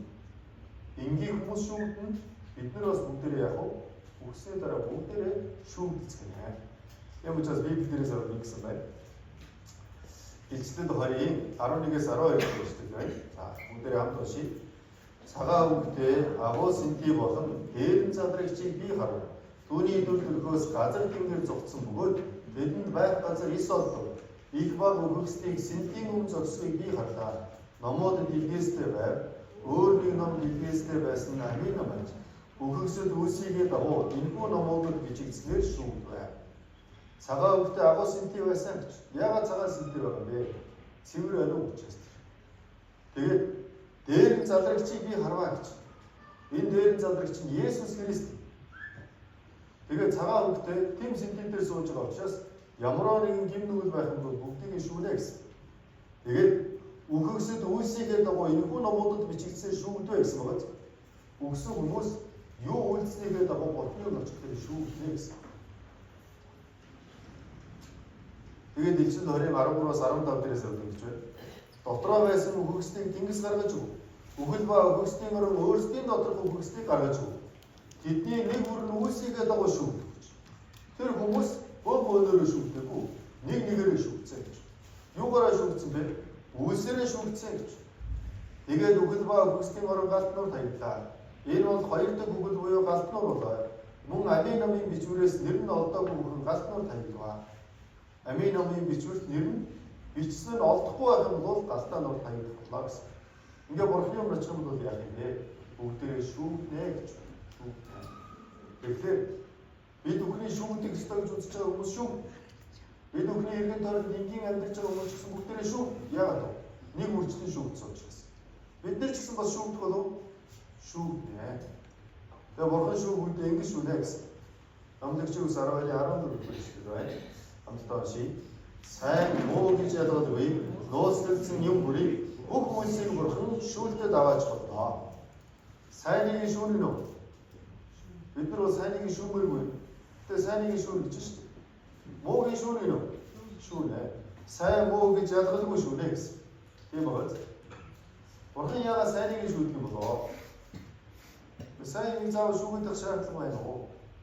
Бидний хийж байгаа сайн чинь муу юм бас солилцсон байдаг. Нэг хүүхэд яасан бэ гэхээр найзуудтайгаа болдгийг хангигаар болгож ирсэн байна л да. Тэгээ болгож ирсэн чинь нэг хүүхэд мөс цүмрүүд яваад орсон. Найзууд нь яана гэж мөс нь цүмэрсэн болохоор яагаад орж чаддгүй. Тэгээ бүүж очиод ээжийг нь дуудаад хүрээд ирсэн. Ээжийг нь дуудаад хүрээд ирсэн чинь хажууд нь байсан нэг хүүхэд нөгөө цүмрөөд орсон хүүхдээ гаргаад ирсэн. Хоёулаа чичрээ сууж. Ээж нэр хүүхдийг гаргаж өгсөн хүүхдэд баярлаа. Чи яасан мундаг хүүхэд вэ? Миний хүүхдээ амийг аварсан биш үү миний хүү? Гэсэн нөгөө амийг аварсан хүүхдээ юу гэсэн гэж? Танаа хүүхэд ч өөрөө миний гэхэд орсон чи яах вэ? Тийм ээ. Хүний амийг авах гэж хантиг авах гэж байна. Тэгэхээр одоо юу вэ? Хүний хийж байгаа сайн юм муу юм бас наагдсан гэж. Муу юм бас наагдсан. Тийм үү? Тийм болохоор бурхан сайн гэж. Муугийн мэдээж. Тэгээд энэ дээрээ санал өгч гэнэ үү? Нууцлагдсан юм бүрийг шүүнэ гэсэн. Тийм байна уу? Та бүхэн нууц байгаа юу? Хувийн нууцыг хуулиар хамгаалдаг, тийм ээ? Тийм. Энэ газар дээр бол хамгаалдаг хэрэгтэй. Гэхдээ бурханы өмнө очих юм бол бүх нууцуудыг чинь бурхан шүүнэ гэсэн. Нууц гэж. Тэгээ бурхан бүгдийг шүүх болно гэж. Хүн бол гаднаас хардаг. Бурхан бол зүрхийг нь хардаг гэсэн. За бүгдээ хамт уншийе. Учир нь бурхан хүнтэй адил хардаггүй. Хүн гаднах зүрхийг хардаг бол эзэн зүрхийг нь хардаг гэвэ. Хүн бол гаднаас нь хардаг.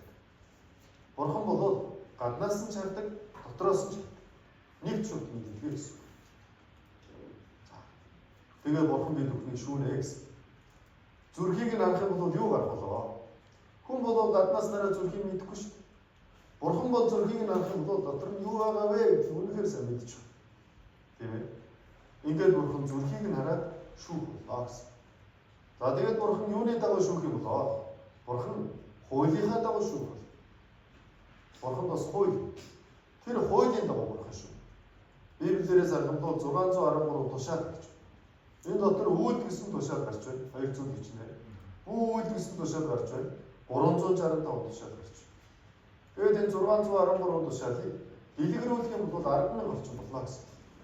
Энэ 613 тушаалыг хураагуулах юм бол 10 хууль болно гэсэн. Энэ хуулийнхаа дагуу бурхан шүү. Тэгвэл тэр 10 хууль нь хаана гарч байгаа юм бэ? Библиэрээс харуул Гэтлэн номон дээр гарч байна.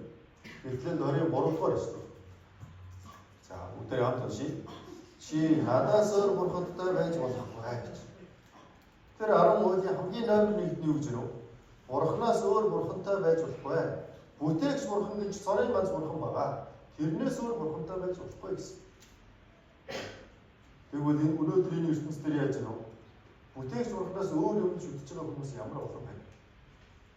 Энэ Библийн бурханаас өөр юм бүргэж байгаа хүмүүс ямар олон байна? Тэр хүмүүс бүгдээрээ юу хийж байгаа хүмүүс вэ? Гэмт хийж байгаа хүмүүс биш.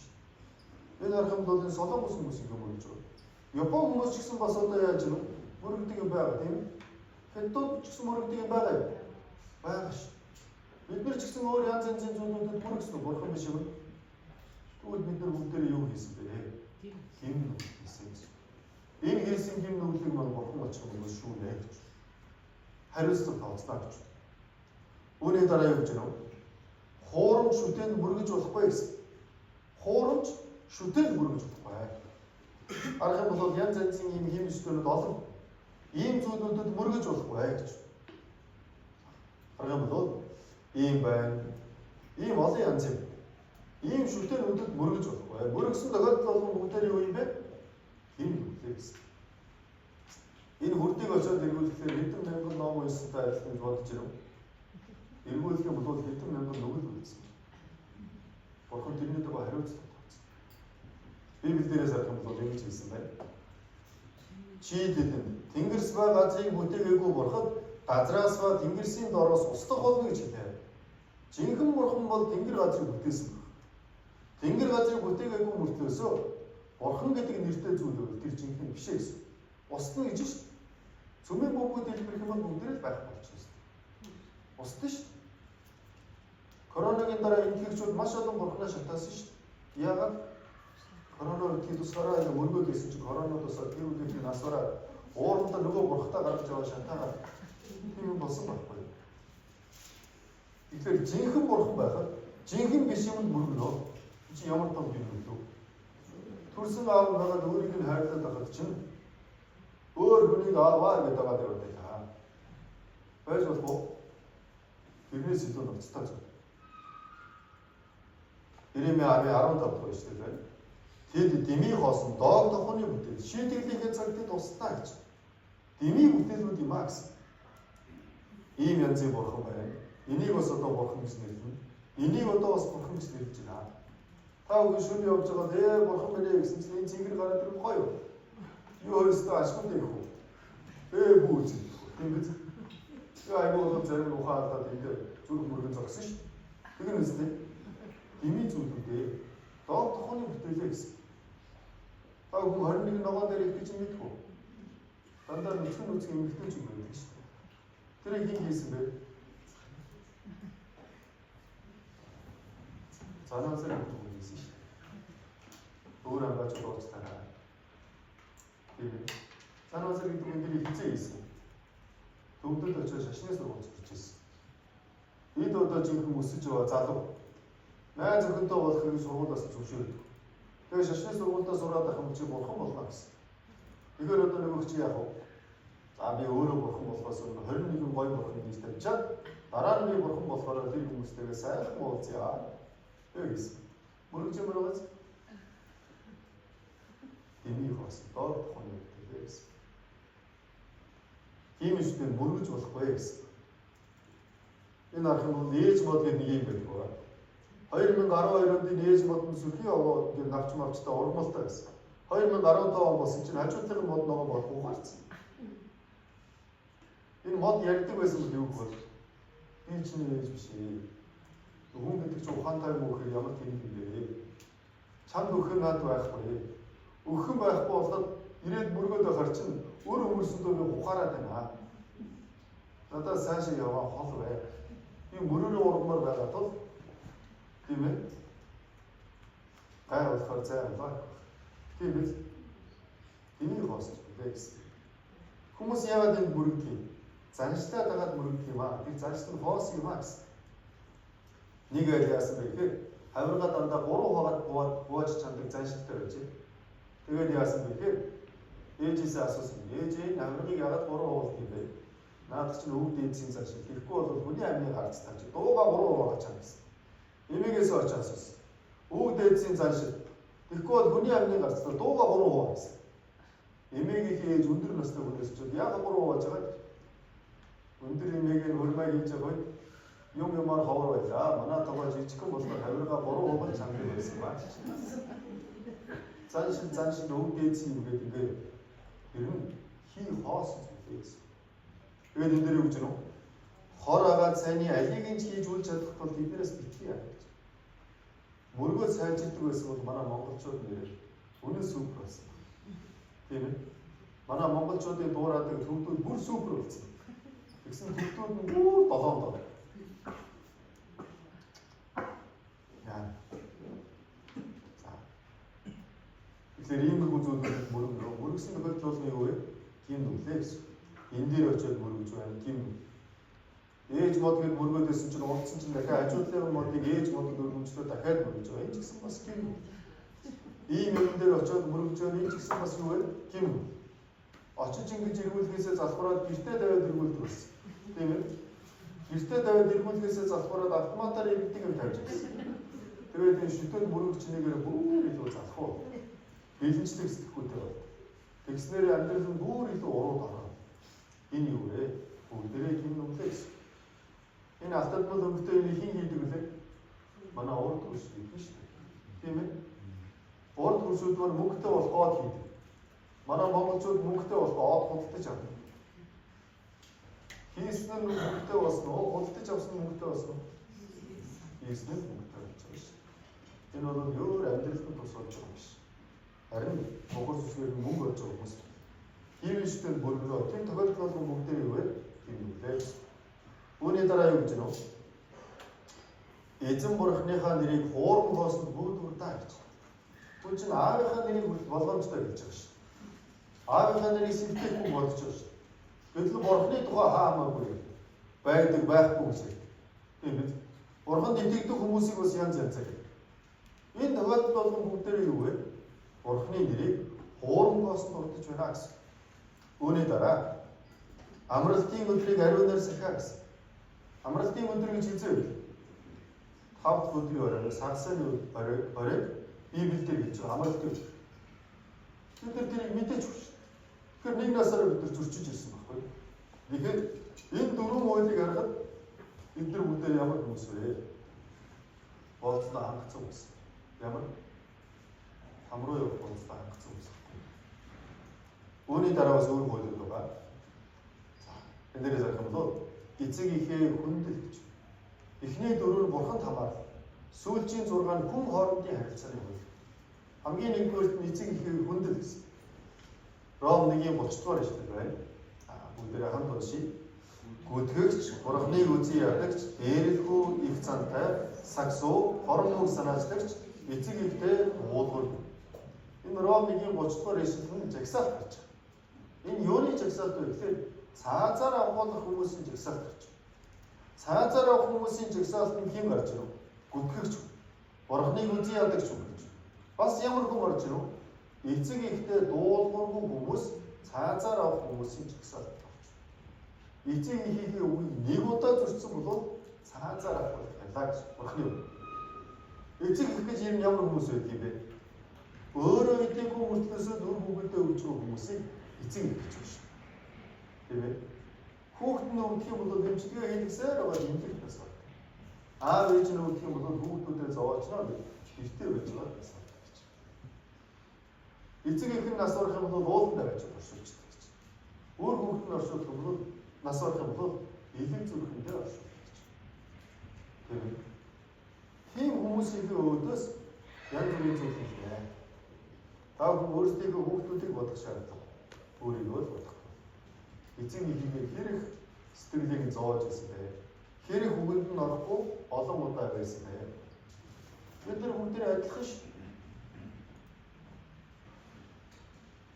Жоохон байх юм бол манай эцэг их бүгдийг жоохон том болоод ирэхээр манай эцэг их заримыг нь мэднэ.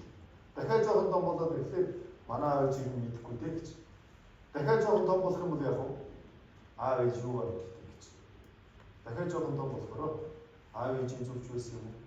Дахиад жоохон том болохоор нэг аав ээж зүвч байсан биш. Тэгжэл аав ээж байна гэж. Тэгээд дараа нь яг аав ээж нь байсан ч удаасаа асуусан гэж. Эцэг их маань юу мэддэг юм бэ гэдэг нас бид бүхний хин хинт нь байсан. Бид бүхэн бүгдээр энэ хуулийг зөрчсөн. Бид бүхэн бүгдээр Бурхны үгийн өмнө гэмтэр байсан. Библиэлээс харуул. Лев 29-р эшлэл байна. Хамтдаа уншийе.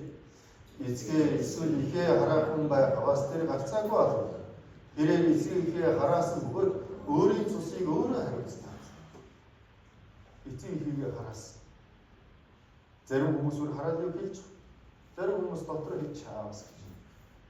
Тэр тохиолдол бол бүгдээр юу вэ? Бурхан бүгдийг мэдж. Тэр хүн өөрийн цусыг өөрөө хариуцсан гэж. Бид нар эцэгийнхээ сэтгэл хичнээн болон шалгах гэсэн болоо. Хоолоод үзэх юм бол ямар олон байгаа болоо. Тэр тохиолдол бол бүгдээрээ юм. 6:30-17-аас харах бол эцгийгээ басамжилж ихийгээ сонсохгүй зэвүүцэгчнүүдийг хом хэрэг оншиж тасшуу иднэ гэсэн. Юу гэсэн үг вэ? Эцэг ихтэй дуулуургүй байсан хүн хэвийг өгч чадахгүй гэсэн. Энэ тэнд явж байгаа бүхэл хэр хаягдаад нүдийг нь шуугуулж иднэ гэсэн. Хэвийг өгч чадахгүй, хэвийг оршоод идэж чадахгүй гэсэн. эцэг хийх өдөөс эсэргүүцэл үзүүлсэн эцэгтэй дуулуургүй хандсан тохиолдол бол бүгдээр юу вэ? Гим. Эндээс эцэг хийх хүндэл гэж. Хүндлэмээр учраас нь хүндэл биш ээ. Эцэг их учраас нь хүндэл. Хүндлээгүй тохиолдол болгох юм. Үүний дараа чи хүмбүү ал гэсэн. Бид нар бол хүн ална гэдэг нь том юм үлээ гэж байна. Гэхдээ Библиэлд хүн алнаас илүү том юм бол эцэг ихтэй гаргасан харьцаа шүү гэсэн. Бид нар хичнээн олон хүнд юм үлээсэн. Хүмбүү алаа. Матай 5:21-с 22 дугаар эшлэл. Унтаа уншия. Хүмбүү хүний амь хөрөөсөн хэм боловч шийтгүүлбэл зохино гэж хууччууд айлсныг та нар сонссон. Харин би та нарт хэлье. Ах トゥ удаа хэлгэрийг зөвхөн шүүхийн өмнө буруутай. Ах トゥ угээ хоосон толгой гэж хэлсэн хэм боловч зөвлөхийн өмнө буруутай. Монхог гэж хэлсэн хэм боловч галтаа том дорхоор буруудах гэж болно. Хүмбүү хүний амь хөрөөсөн хэм боловч шийтгүүлбэл зохино гэсэн. Гэхдээ үйлдэлээрээ хүн алсан хүмүүсийн шийтгүүлэх юм уу? Үгүй ээ. Энд дээрээс харахад хэлж байна. Ах トゥ удаа хэлгэнсэн хүн буруутай гэсэн. Ах トゥ удаа уурж үзсэн. Хүн уурлаж хэлгэнэж үзсэн. Ах トゥ угээ хоосон толгой гэж хэлсэн хэм боловч буруутай гэсэн. Хоосон толгой гэж хүн хэлж үзсэн үү? Үзсэн бахаа. Бид тэнийг миний зөндөл хэлсэн юм. Тэр тохиолдол бүгдээрээ буруутай гэсэн. Монхог гэж хэлсэн хэм боловч галтаа донд орохоор буруутай. Тэнийг монхог молгоо маань гэх юм уу тийм. Ийм өгнөд хэлэх юм бол аль хэдийн нэг хэлсэн үгээрээ тамраа болтлоо агсаа гэж. Тэр үйлдэлээрээ хүн алж шийдгүүлэх юм уу? Хин нэг хүнийг доромжилсан, доромж утгатай үг хэлсэн. Энэ тохиолдол бол бүгдээрээ юу вэ? Ууралсан тохиолдол бүгдээрээ хүний амь хөрөөсөнтэй дүүцгүүлэх юм үлээс. Бас Библиэлдээс харах юм бол юу гэж байна вэ? Ах トゥ угээ үзэн яддаг бүхэн алуурчин ямар ч алуурчны дотор мөнх ам байдгүй та нар мэднэ гэсэн. Үзэн ядсан тохиолдол болгон алдаг юм аа гэж. Бурхан минь арай хитэрж байгаа юм шүү. Үгүй ээ. Бид нар бол үйлдэл болсон аллагыг харна. Бурхан бол тэр үйлдэлийн үр болох үзэн ядалтыг нь харна. Үзэн ядалтаас болоод хүний амьд хүрж байгаа тохиолдол ямар болно? Тэр үзэн ядал гэдэг чинь бид нар аллагын эхлэл. Бид нар дүр дүнгийн бол Бурхан бол эхлээс нь эхлээд хардаг. Зүрхийг нь харж байна. Бид бүхэн ямар олоодаа үзэн ядсан. Үзэн ядна гэдэг аллаг. Энд дээрээс ороод ингэж байна. Зогсоод булаацалсан иргэд нэгнийхээ амьд хүрчих гэж. Танихгүй хүмүүс шүү дээ Библийн. Зогсоод булаацалж байгаа уурлаад үзэн ядаад тэгээд амьд нь хүрчих шүү дээ. Тэгэхээр үзэн ядал гэдэг чинь аллагад хүрдэг зүйл байхгүй. Зүгээр үзэн ядал чинь аллаг мөн. Малын бэлчээрээс болж маргалдаж хүн утгалж гэж. Үзэн ядна гэдэг чинь аллаг. Тэгвэл бид нар хэдэн удаа үзэн ядсан бэ? Өчнөө олон удаа үзэн ядсан. Магадгүй Бурханы өмнө очих юм бол хэдэн сая удаа, хэдэн тэрбум удаа аллаг хийсэн гэж хэлэх байна. Хэнийг бид нар үзэн ядсан бэ? Хамгийн ойр тойрог үзсэн. Аав ээжигээ, эхнэр нөхрөө, үр хүүхдүүдээ, ах トゥ угээ, хамаатан сатнаа, багшигаа гэж. Ойр тойрог хүрээлэн хүмүүсээ үзэн ядсан.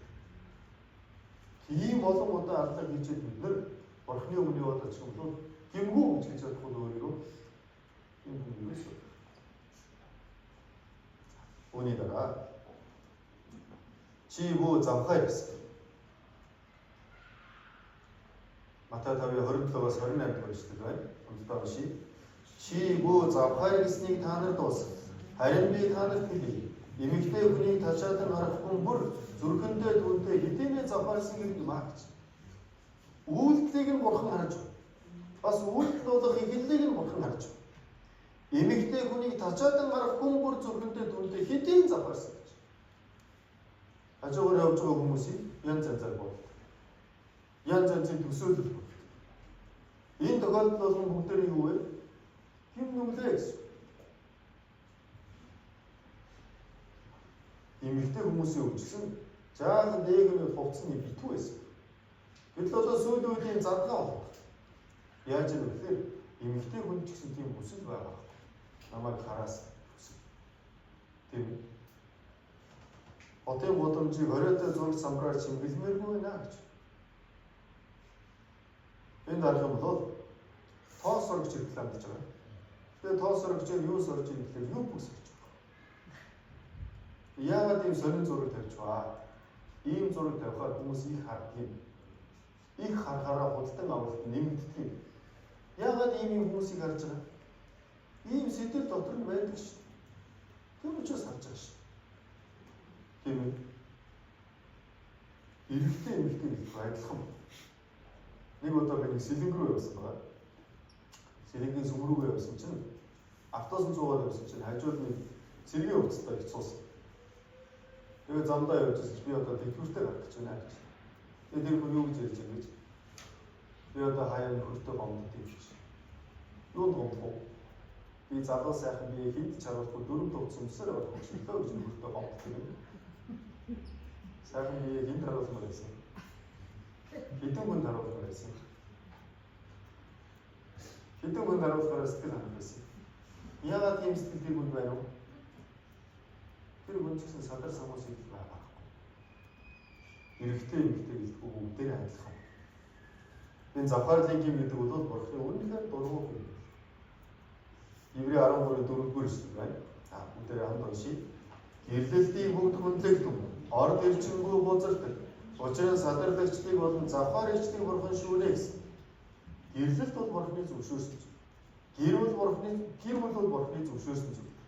Тэгээ түүнээс гаднах нь зөвшөөрөө. Бурхан шүүдгээ гэсэн. Бурхан түүхэнд шүүсээр ирсэн. Энэ Захарлингийн нүглийн хэрэгс хэлэх юм бол бурхан шүүдэг. Мэдээж бурханы өмнө очиход бурхан нэг үрчлэн бас хариуцлага хүлээл. Манай 79 онд яасан гэхээр Помпей гэдэг бол хажуудалд нь байсан галт бол дэлбэрээд тэр чигээрээ галт бол лаам гаргацсан. Тэгээ тэр хотын хүмүүс одоо хэдэн зууны турш мэдэхгүй байж байгаа. Сүүлд нь илрүүлсэн. Тэгээд илрүүлээ тэр хотын хүмүүсийг сэргээсэн. Тэр сэргээгээд үзэхнээ одоо яаж байгаа вэ?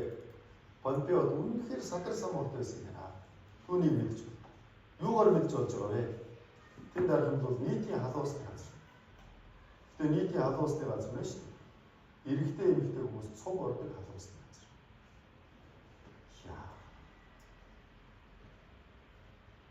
Яаж эрэгтэй эмэгтэй хүмүүс нэг халуусанд нэг шүршүрт орж чаддаг вэ? Энэ ямар муухай юм. Гэтэл өнөөдөр ч гэсэн Европод ялангуяа Германд очих юм бол эрэгтэй эмэгтэй хүмүүс цуг ордогоос халуусны газар байдаг. Энэ Помпеод үнэхээр садар самуут байсан. Тэгээ сэргээсэн чинь үнэхээр садар самуун байдалтай олдож байгаа нь ч гэсэн олон. Тэгээ Помпеодыг бурхан яасан бэ? Хитрхи садар самуун гэсэн учраас галт уулын лаваар дарсан. Библиэрээс харвал Содом Гомора гэдэг хотон. Тэр хотод ч гэсэн бас яасан бэ? Садар самуун хэрээс хитэрсэн учраас бурхан тэр хотыг Тэнгэрээс хөхөр гал буулгаад бүгдийг шатасан гэж. Өнөөдөр тэр хотыг сүнсэн тэнгисийн ойролцоогоос олдсон гэж. Эрхлэг олдвор нь байж. Тэгэхээр Захарлингийн нүглийн бурхан шүүдэг. Бас сургаалт 6-гийн 29-р эшлэл байна. Хамтдаа уншийе. Хөшийнхөө эхнэр дээр ордог хүн ийм болно. Хүний эхнэрд хүрсэн хүн бүхэн шийдвэрлэнэ. Хүрх юм бол шийдвэрлэнэ гэсэн. Гар хүрх юм бол шийдвэрлэнэ гэж. Тийм ээ. Цаг хийгээд өглөө гараас нь бариад өгдөг. Санаатаа хүрдэг. Тэр тохиолдолд бүгдээ юу вэ? Бурхны өмнгийн нүглээ гэсэн.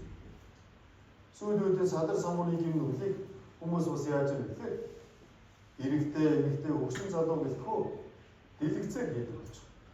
Та энэ хүмүүсийн царай юм байр байдлыг хардаа. Энэ хүмүүс юу үзэж байгаа вэ? Юу үзэж байгаа хүний царай юм байна уу? Энэ гурван эрэгтэй хүн нийлээд юу үзэх вэ? Сүүлийн үеийн гар утсан дээр ч юм уу эсвэл одоо янз янзын иймэрхүү зүйлүүдээс олон болж байна. Намайг жоохон байх үе зурагтаа эрэгтэй эмэгтэй хүмүүсийн хайр дурлалын тухай үзэлдэл хоорондоо ойртож хүрсэн солигдчихдаг гэсэн. Буудуудаас ойртож. Тэгвэл одоо яаж юм? Одоо хүүхдээс санаа зовно гэсэн. Тэгээ би гэртээ өсөж зурагтаа зарцсан. Цог юм үзэх үнэхээр хэцүү. ийм зүйлийг дэлгэцээр ч гэсэн зүгдээ гэж. Учир нь тэдний нууцаар үйлсэн зүйлсийг ярихад ч хичмээр юм аа гэж. Нуугаад яваад байгаа учраас намид яваад байгаа бол та. Тэр нууцууд нь бүгдээрээ ил гарах юм бол яг хөө хүний дүр харах гэж. Тэгээ завхарлын юм үг гэдэг хүн хөвшөрлөөгөө алга болдгоо. Энэ өвөө бол дум удахгүй нас орох гэж байгаа үйлдэл. Тэгсэн мөрдлөөс гарны эмэгтэй хүний хөлн дээр л явж. Хөвшөрлөөгөө юм бол алга болдог. Тэгээ энэ гимнүүдээс болоод юу бий болж ирв? Үр хөндлөлт гэдэг юм бий болж шээ. Үр хөндлөлт гэдэг ч гэсэн бас юу вэ? Аллах штэ юм чинь. Тийм биз? Завхарлын юм хийв. Араас нь аллагын юм хийж байгаа. Үүний дараа чи бүү хулгай гэсэн. Ямарваа нэгэн зүйл хулгайлаа. Энэ бол юм нүлээ гэсэн. Жохон байгаас ихэд ээжийн дөрөв чинь бүг байна. Аавын халаас нь бүг байна. Хулгай. Хүүхдүүд найзтай очиод ирэхээр илүү тоглоомтой болсон. Энэ тоглоомыг юу гэсэн? Манай найз гэсэн гэж. Найзын аав ээж залгаад ирэхээр яг уу манай хүүхдээр тоглоомоо хахад болдгоо гэж. Чи найз нөгөөг байхгүй. Өөрөө хулгайлаад байгаа гэсэн. Жохон байхаас хулгайлж. Тэгээ жоохон сургуульд орохлоор одоо бас яг уу тэр нэгнээс хуулж. Энэ ч гэсэн хариу хулгайлж. Өөрийгөө хуурч, эцэг эхийнхээ хуурч, багшигаа хуурч, боловсролын системийг хуурч бай. Хулгай худлаар зэрэг явж шин. Энэ дэндээс бас юм болж байна. Энэ ч гэсэн бас юу вэ? Энэ ч гэсэн бас хулгай. Тийм ээ. Таг бодмонд явж байлаа. 20 минутын дэвсгэр дундсан байвал одоо яах вэ? Бас бодмор гэж. Гэж. Тэрнэстэй. Би нэг одоо оюутан байхдаа яасан бэ гэхээр сургууль руу явж ирсэн. Тэгээ сургууль руу явж ирсэн чинь миний энэ одоо баруун орон сууцны хорооллоо. Тэгээ одоо ингэ явганы замаар явж ил та. Тэгээ ингэ явж ирсэн чинь тэр үед яасан бэ гэхээр утасны нэг уут гарч ирсэн юм. Нэг талаар нэг оостой татангууд утас нь гараад ирдэг юм тийм үү? Явж ирсэн чинь яг тийм утасны уут байна. Тэгээ дотор одоо яах вэ? Зүрхний зөвлөлийн мэд форцч гэсэн байна. Яагаад хурцаад байгаа юм бэ? Дотроо би авахгүй болохгүй эргэлзээд байсан байна. Очоод авчдах юм уу? Миний хүчтэй эзэн нь байгаад байгаа. Шууд явчихдаг юм уу? Тэгтэл хайр юм шиг санагдаад байна. Бодсоор явсан байна. Явсаар байгаа очоод нөгөөдгөн дээр чи яасан бэ? Гიშгсэн байна. Зөөлөн гიშгсэн. Гიშгсэн чинь хоосон. Тэгээ баярлаад байсан. Уцтай байсан бол яах вэ? Зөв төрчөнд орох бах тийм. Энэ тэндээс юм болж байгаа. Тэр ч гэсэн юу вэ? Хулгай. Магадгүй тэнд утас байгаад авч ийсэн чинь хөөшгүй яах вэ?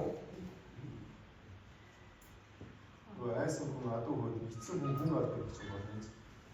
Тийм үстэй. Яагаад тэгэхээр очих вэ? Миний биш гэдгийг мэдээд байгаа. Дотроос болохгүй гэдэг байгаа байхгүй. Тэгсэн мөртлөөс би хүчлээд авах гэдэг шүү дээ. Тэгэхээр энэ юм олж авсан тохиолдолд ч гэсэн бас бүгд юу вэ? Хулгай гэсэн.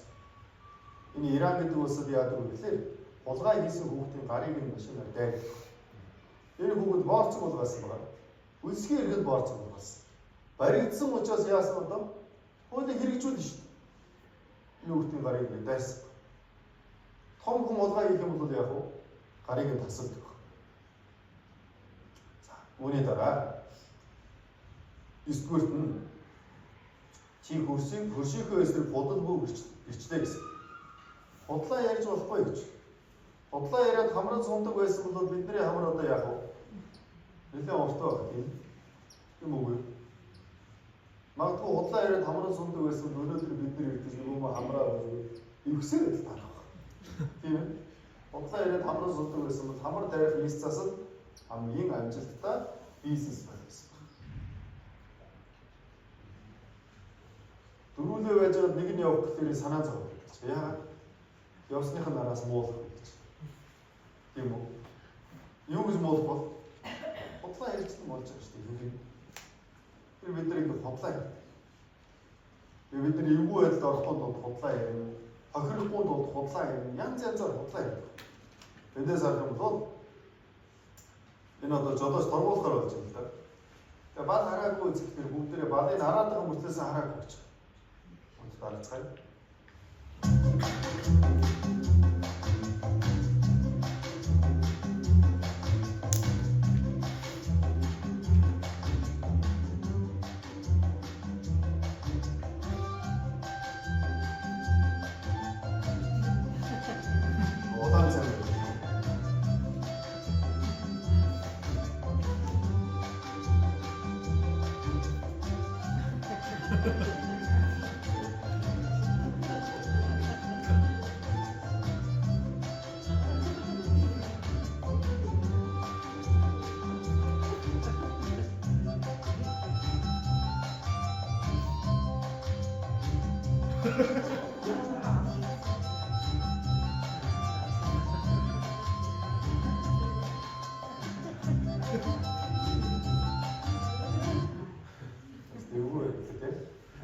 Улаан цаг бодлоо ирсэн багтаа. Бид нэр ч гэсэн бас иймэр хөдөлгөөлөлтөөс олон гарч байгаа шүү дээ. Тийм ээ. Хүүхдүүдээс асууж байлаа. Даалгавар байх гэсэн. Маргааш нь багш даалгавраа хийх хүүхдүүдийн зургийг даавалцсан юм чинь. Яаж юм бэ? Даалгаврыг байгаагийг хэлчих юм бол даалгавраа шахаад авах өөртөө жоохон амар байлгаа байх бодлоо ярьж. Энэтэй төстэй үйл явдлууд бид бүхний амьдралд олон байдаг. Бодлоо ярьдаг. Тийм ээ. Үг хэлээрээ бодлоо ярь. Нүрийнхээ урьлаараас бодлоо ярь шүү дээ. Тийм ээ. Наашаа харж энийгээ цаашаа харж уйлнаа гэж байна шүү дээ. Тийм ээ. Бодлоо ярьдаг. Библиэрээс харахад бүх худалчуудад ноогдох өмнө хоёр дахь үгэл буюу бүхэр галаар шатаж байгаа нуур юм а гэсэн. Бодлоо ярьсан хүмүүс хаана очих вэ? Там руу очих юм а гэж. За үүний дараа чи хөршийнхөө гэр орнд бүү шунахаа гэсэн. Битгий шуналтай бай гэсэн. Тэгтэл одоо бид нар яг маш их шуналтай шүү. Библиэрээс харахад тачаал нүр тогтоом нүглийг дөрвөлдөг. Нүгэл нь боловсроод үхлийг гаргахаа гэж. Энэ гахаа гэдэг амьтан бол нэг шуналтай амьтан. Гахаа их бүдүүн гидсэн юм том гэдэг шүлэг зээлдэг. Тийм үү? Гахаа бидний шуналтай гэж бодож байна. Гэхдээ яг үнэндээ гахаанаас хүн илүү шуналтай. Яагаад гэвэл гахаа хизээ шуналтай байсан ч гэсэн өөрийнхөө холоодыг 100% дүүргдэг. А хүн бол яг 100 байдгаа гэдэг.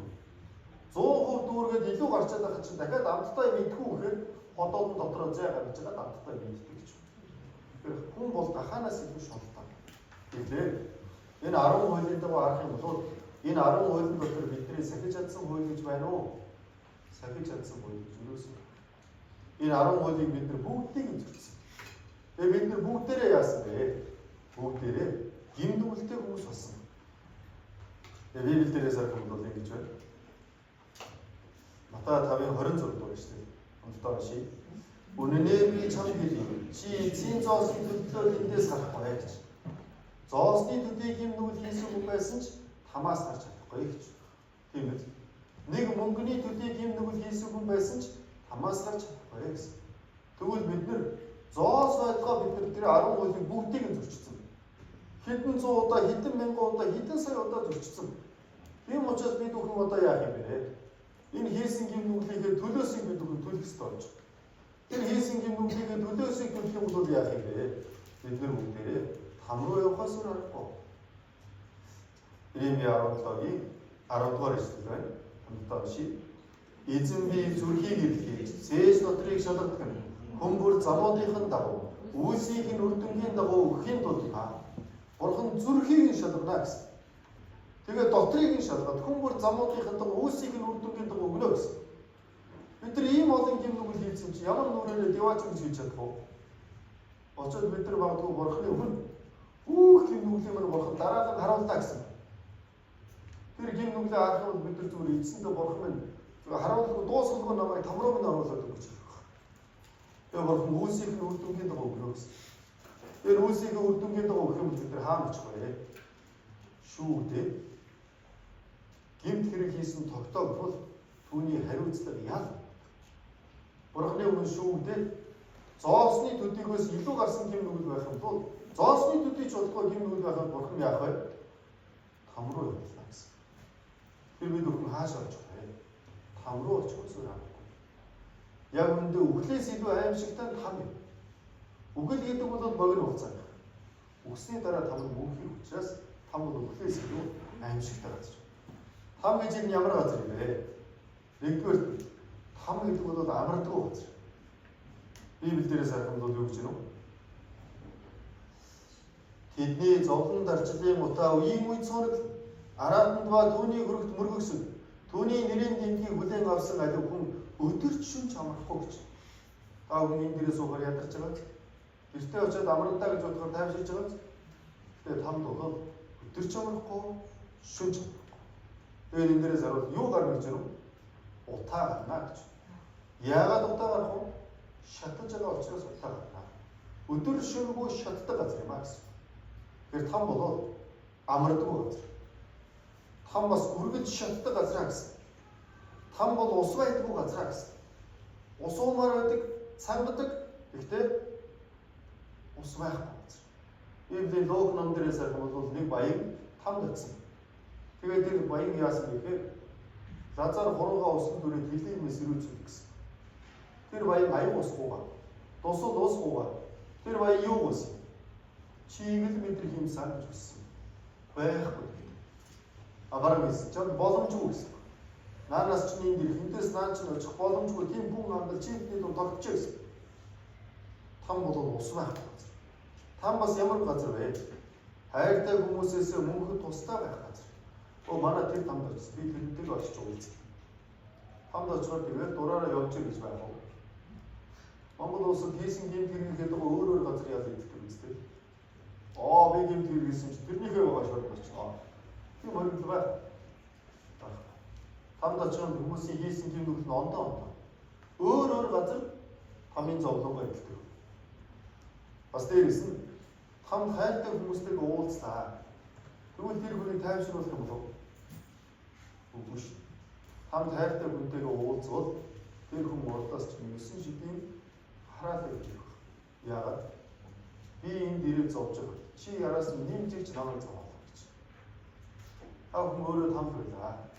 Гэсэн таны хайртай хүн араас чинь тамд байлээ. Баярлалаа. Луг ном дээр гарч байгаа тэр баян ингэж хэлж байна. Би 5 дүүтэй. Тэр 5 дүү маань энд орчлын газар битээ ирээсэй гэж. Тийм үстэй. Тамд хин нэгэн таны хайртай хүн байсан болов тэр маань битээ ирээсэй гэж өдөр шөнөгүй гойчих.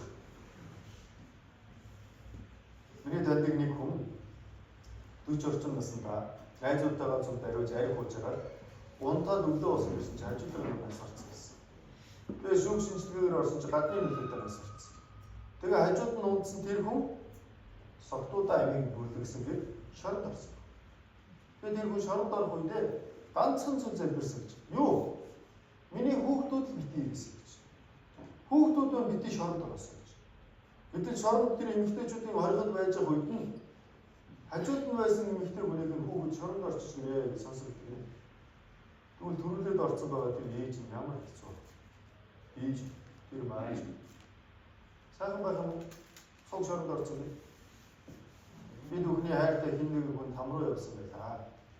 Бид нэр араас нь яваад очвол тэр бидний хайртай хүний эдэлж байгаа зөвлөн бүр хэд дахин хүн.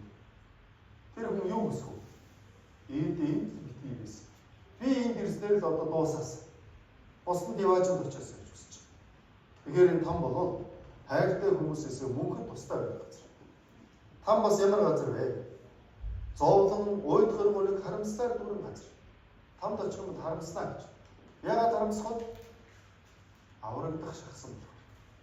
Тамд ямар хүмүүс байх вэ? Там руу явахгүй, яваач руу явах шахсан хүмүүс тамд байж байгаа шүү.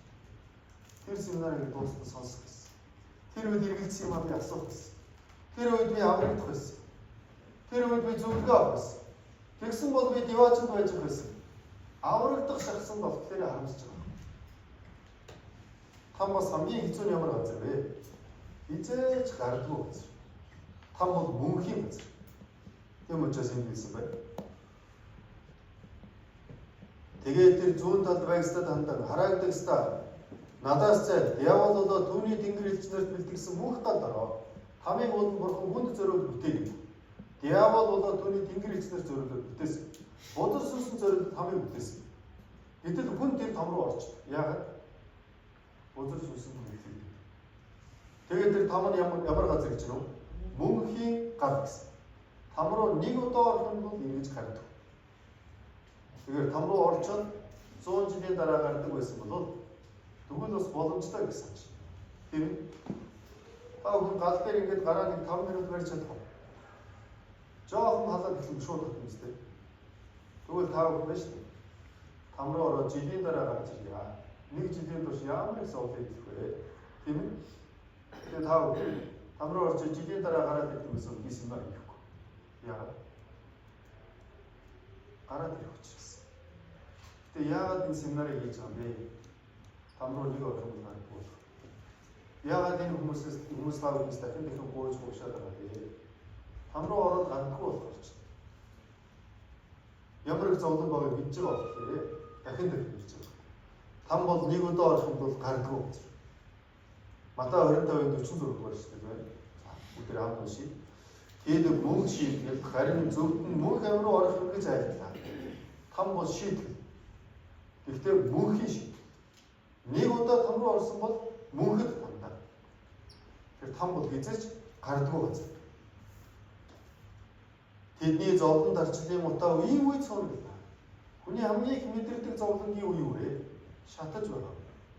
Тийм ээ. Шатаж байгаа. Хүн шатах нь бол асар их зовлон.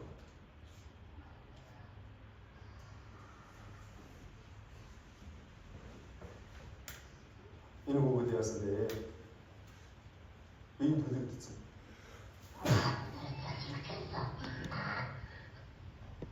이거 못하겠다. 아니, 가해처럼 뜨거운 거 못하겠다. 이거 지칠절 шүү дээ. Энэ хүүхэд бол яах вэ? Энэ төлөвлөлтийн энэ зовлонгоо мэдэрч байгаа удахгүй нас орсон. Энэ хүүхэд хэрвээ аврагдаагүй нас орсон бол энээс аимшигтай зовлонгоор өөдрийг хүртэж шатаж байгаа гэсэн. Там гэдэг бол ийм аимшигтай зовлонгийн газар. Тэгээд нэг удаа орсон бол эндээсээ гардгүй газар. Тийм учраас Библи дээрээс аваад ингэж байна. Амос 4:12 дугаар шүү дээ. Хамстаа шиг. Тэгэхээр бурхантайгаа уулзах бэлтгэр дөө гэж. Хизээ нэгэн цаг бид нар бурхантай уулзсан шүү дээ. Уулзах юм бол хамгийн том асуудал юу вэ? Гимнүүдийн асуудал. Гимээс болоод хаашаа орохоос өөр аргагүй байна. Там руу орохоос өөр аргагүй. Тэгвэл одоо яах? Тэгвэл бэлдэх гэсэн. Бэлдэх боломжтой учраас бэлдэрэй гэж. Тэгвэл одоо яах вэ? Энэ гимнүглийн асуудлыг шийдэхийн тулд бид нар юу хийх ёстой юм бэ? Энэ гимнүглийн асуудлыг шийдэхэд тулд бид бүхэн ихний ээлжинд чин сэтгэлээсээ гимших буруугаа хүлээн зөвшөөрөх хэрэгтэй. Энэ буруугаас болоод тамраа өргөдгийг хүлээн зөвшөөрөх хэрэгтэй. Бурхны тусламжийг гойх гимших. Явж байгаа чиглэлээ бид бүхэн өөрчлөх. Тийм учраас Эзекиэл 33:11 дээрээс ороод ингэж байна. За, хамбаши. Тэдэн хэл би амьд эзэн бурхан тунхаглаж байна. Би буруудын үгэлд огтлож баярлах. Харин бурууд нь замаасаа эргэж амьд гарахад би баярлах. Ёрын мөр замаасаа буцагдсан. Тэгвэл та нар юу нүгэх вэ Израилийн гинэ. Буруу юм хийс. Үхээс өөр аргагүй. Тэгээд тэр хүнийг үхээсэй гэж бурхан хүсдэг. Харин яах вэ? Амьд гараасаа гэж бурхан хүсдэг. Амьд гарахын тулд яах ёстой юм бэ? Ёрын муу замаасаа буцагдсан гэж. Амьд гарахын тулд ёрын муу замаасаа буцах. Миний явж байгаа энэ зам бол бурханаас нүүр мөрөөсөн зам юм. Миний явж байгаа зам бол гим нүглийн зам юм. Миний явж байгаа зам бол там руу явж байгаа дэвт зам юм. Тэгвэл одоо яах юм бэ? Одоо би энэ гим нүглээ болив. Би гим нүглтэй гэдгийг хүлээн зөвшөөрөв бурхан руу явж. Ёрын муу замаасаа буцагдсан гэсэн. Тийм учраас одоо бид юу хийх ёстой юм бэ? Бурханы өмнө чин сэтгэлээсээ гимших. Исая 66-гийн 2 дугаар эшлэл байна. Хамдаши. Харин даруй гимсэн сэтгэлдээ үгэнд минь жижигдэг нэг л би анхаарна. Даруй гэж. Бурханы хэр хэмжээ хэрв? Миний хэр хэмжээ хэрв? Бурхан миний өвд шүүгч. Би бурханы өмнө гимт хэрэгтэй юм байна. Бурхан бол эрх мэдэлтэй юм байна. Тэр эрх мэдлийг дагуу би хийсэн гимнүүдээс болоод там руу явах юм байна. Бурханы хэмжээг мэдээд өөрийнхөө хэмжээг мэдээд даруй. Тэгээд яг нь гимсэн сэтгэлтэй гэж. Буруугаа хүлээн зөвшөөрсөн. Тэгээд бурханаас тусламж гуйсан. Бурханы үгийг сонсоод чичирдэг буюу бурханы үгийг сонсоод айдас мэдэрч байгаа. Ийм хүнийг бурхан анхаарна гэсэн. Тэгэхээр одоо яах вэ? Бүгдээ сэтгэлдээ дараах болгоод гимшиг. Би ингээд там руу явах гэж байгаа юм байна. Би там руу явахаас гин нүгэл хийцэн байна. Одоо бурхан минь та намайг там руу явахгүй байхад туслаад өгөөч. Та энэ миний гин нүглийн асуудлыг шийдээд өгөөч. Та туслаач. Та надад гарах гарцыг нь өгөөч. Бурхны өмнө залбирах. Дуулал 34-ийн 18 гэжтэй байна. Ондооч эмтэрсэн зүрхнүүдэд эзэн май сүнсээрээ гимшигчдийг тэр авардаг гэж. Сүнсээрээ гимшигчдийг авардаг гэж. Үнэн сэтгэлээсээ гимшиж байгаа. Гин нүглээ хүлээн зөвшөөрж байгаа. Байгаагийн нүглээ хаяад бурхан руу эргэж байгаа. Тэр хүнийг бурхан аварна гэсэн. Аварна. Эмтэрсэн зүрхнүүдэд эзэн май. Бурхан байгаа юм байна. Би бурханы өмнө гин нүгэлтэй юм байна. Хийсэн гин нүглээс болоод хамраа явах юм байна гэхэд элэг зүрхэн эмтэрж байгаа тэр хүнийг бурхан хайдаг, холддог, зүгтдэг биш. Харин тэр хүндээ бурхан ойрхон байдаг. Тэр хүнийг бурхан сонсдгоо. Тэр хүнийг бурхан аварч өгдгөө гэсэн. Бурханы өмнө зүрхэл бурхан та намайг аварч өгч. Та надад туслаад өгч. Бидний хийх зүйл юу юм бэ? Гараа өгөх бууж өгөх бурханы тусламжийг буухаас өөр юм байна. Хамтдаа уншийе. Би нүглээ танд улайсан. Би хилэнцээ нуугаад гин нүглээ би эзэнд улаан гэсэн. Тэгээд та миний хилэнц нүглийг уучлсан гэж. Би нүглээ танд улайсан гэж. Тийм байна. Бурханд хийсэн гин нүглүүдээ хийлсэн гэж. Та бүхэн өөрийгөө хийсэн гин нүглийг мэдж байгаа шүү дээ. Тэрнээс чинь илүү бурхан бас мэдж байгаа. Тийм учраас хийсэн гин нүглүүдээ бурхан та бүхэн улаагаад хэлээд үз. Бурхан би ийм гин нүгэл хийсэн. Тийм ээ. Би бас оюутан байх үед энэ үг сонссон. Би яг л том руу явах гэмт. Өнөөдөр үгүй шууд том руу. Тэгээ би оройн бичиж үзсэн. Хийсэн гин нүглээ. Жаахан бичиж байгаа байсан. Бичиж барагдахгүй. Тийм ээ. Үгүй таа өндөр хийсэн гин нүглүүдээ бурхан хэлээд үз. Хичнээн олон байна. Ийм их гин нүгэл хийсэн үн чинь мэдээс том руу явах. Би нүглээ танд улаасан гэж биш. Та бүхэн хийсэн гин нүглээ гэр бүлийн хин нэг бүгдийг хэлж чадахгүй шүү. Чадах юм уу? Чадахгүй шүү. Та бүхний амьдралыг бүх юм хийж бичдэг болгож байгаа там хүнсийг үл хийж үзэж чадахгүй. Гэхдээ хийсэн гин нүглээ хин нэг хүнд хийж чадахгүй ч гэсэн бурхан бол хийж. Бурхан угаасаа мэдчих. Тийм учраас бурхан дулаасаа гэж. Би хилэнцээ нуугаагүй гэж. Бурхан мэдээд байгаад нуугаад байх чинь өөр ухаангүй биш. Гин нүглээ би эзэнд улаан гэсэн. Гин нүглээ бүгдийг би ийм гин нүглээс энэс болоод би там руу явах гэдэг. Бурхан та надад туслаад өгөөч гэж таав. Бурхан нэг бүр хилээ залбираад үзье. Тэгээд бурхан хилэнц нүглийг уучсан гэж. Бид нар улааж хилж байж бурхан уучдаг. Ерөнхийлөгч өршөөл үзүүлдэг. Болцолтой. Өршөөл үзсэн өрөвдөл гаргах юм бол өршөөл үзүүлдэг. Харин ерөнхийлөгч өршөөл үзүүлмээр байдаг. Нөгөө хүн өршөөлмөр байдаг. Өрөвдлөө гаргахгүй бол боломжгүй. Тэгэхээр одоо яах вэ?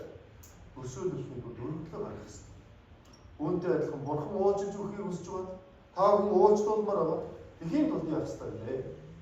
Гин нүглээ бүрхээ үн гимшиг. Бүгдийг нь мэдж байгаа бурханд гимшиг хүлээх.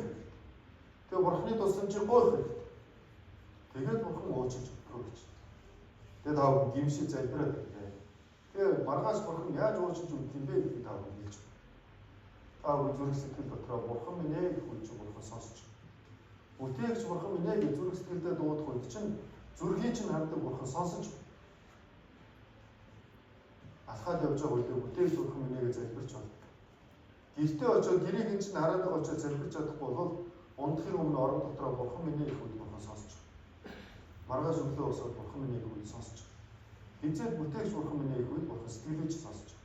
Тэгээд би ийм гин нүгэлтэй байна. Энэ гимээс болоод том руу явах гээд байна.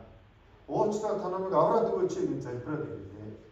Тэгээд залбираад ирэх юм бол маргааш яаж уучлсан бэ гэдгийг нь сонсох гэж. Гимшээ залбираад ирсэн хүн зүрх сэтгэлээрээ хэлж байна. Гимшээ залбирч ирээгүй хүн нэг чихээр ороод нөгөө чихээр татдаг. Тийм учраас Библиэлд ороод хүн зүрхэндээ идэхэн зүрх байдал бүрдгээ гэсэн. Зүрх сэтгэлээрээ хэлж байна. Чин сэтгэлээсээ залбираад байна. тэгжээж Бурхны өршөөл та бүхний болох боломжтой. Энэтэй зөвлөцгаая. Биднийг бүтээсэн Бурхан минь, биднийг шүүх Бурхан минь, таны өмнө бид өхөн очих юм бол хийсэн юм зүйл их байгаа. Өөрсдийнхөө амьдралыг харах бол тэр чигээрээ гин нүгэл хариулж байгаа лээ. Энэ хийсэн гимээс болоод мөнхийн том руу явахаас өөр аргагүй байгаа лээ. Бурхан та тусалж, энэ толгой өхөн зөвлөж байгаа хүн нэг үрчтэн удирдах Бурхан таны нэрээр гимшил хүргээсэй гэж хүсэж байна. Тэгвэл Бурхан таны өмнө хийсэн гин нүглийг гимшиж булааж, маргааш Бурхан та хэрхэн уучлсныг ойлгож барахтан та тусалж удирдах өгөөрэй. Өнөөдөр явах замыг нь Бурхантаас их хамгаалж аюулгүй ойлгож өгнө. Маргааш бүгдээрээ Бурхан таны үгийг сонсч чадахтан та тусалж удирдах өгөөрэй. Бүх зүйлийг Бурхан танд даатгаж Иесус Христийн нэрээр залбирлаа. Амен.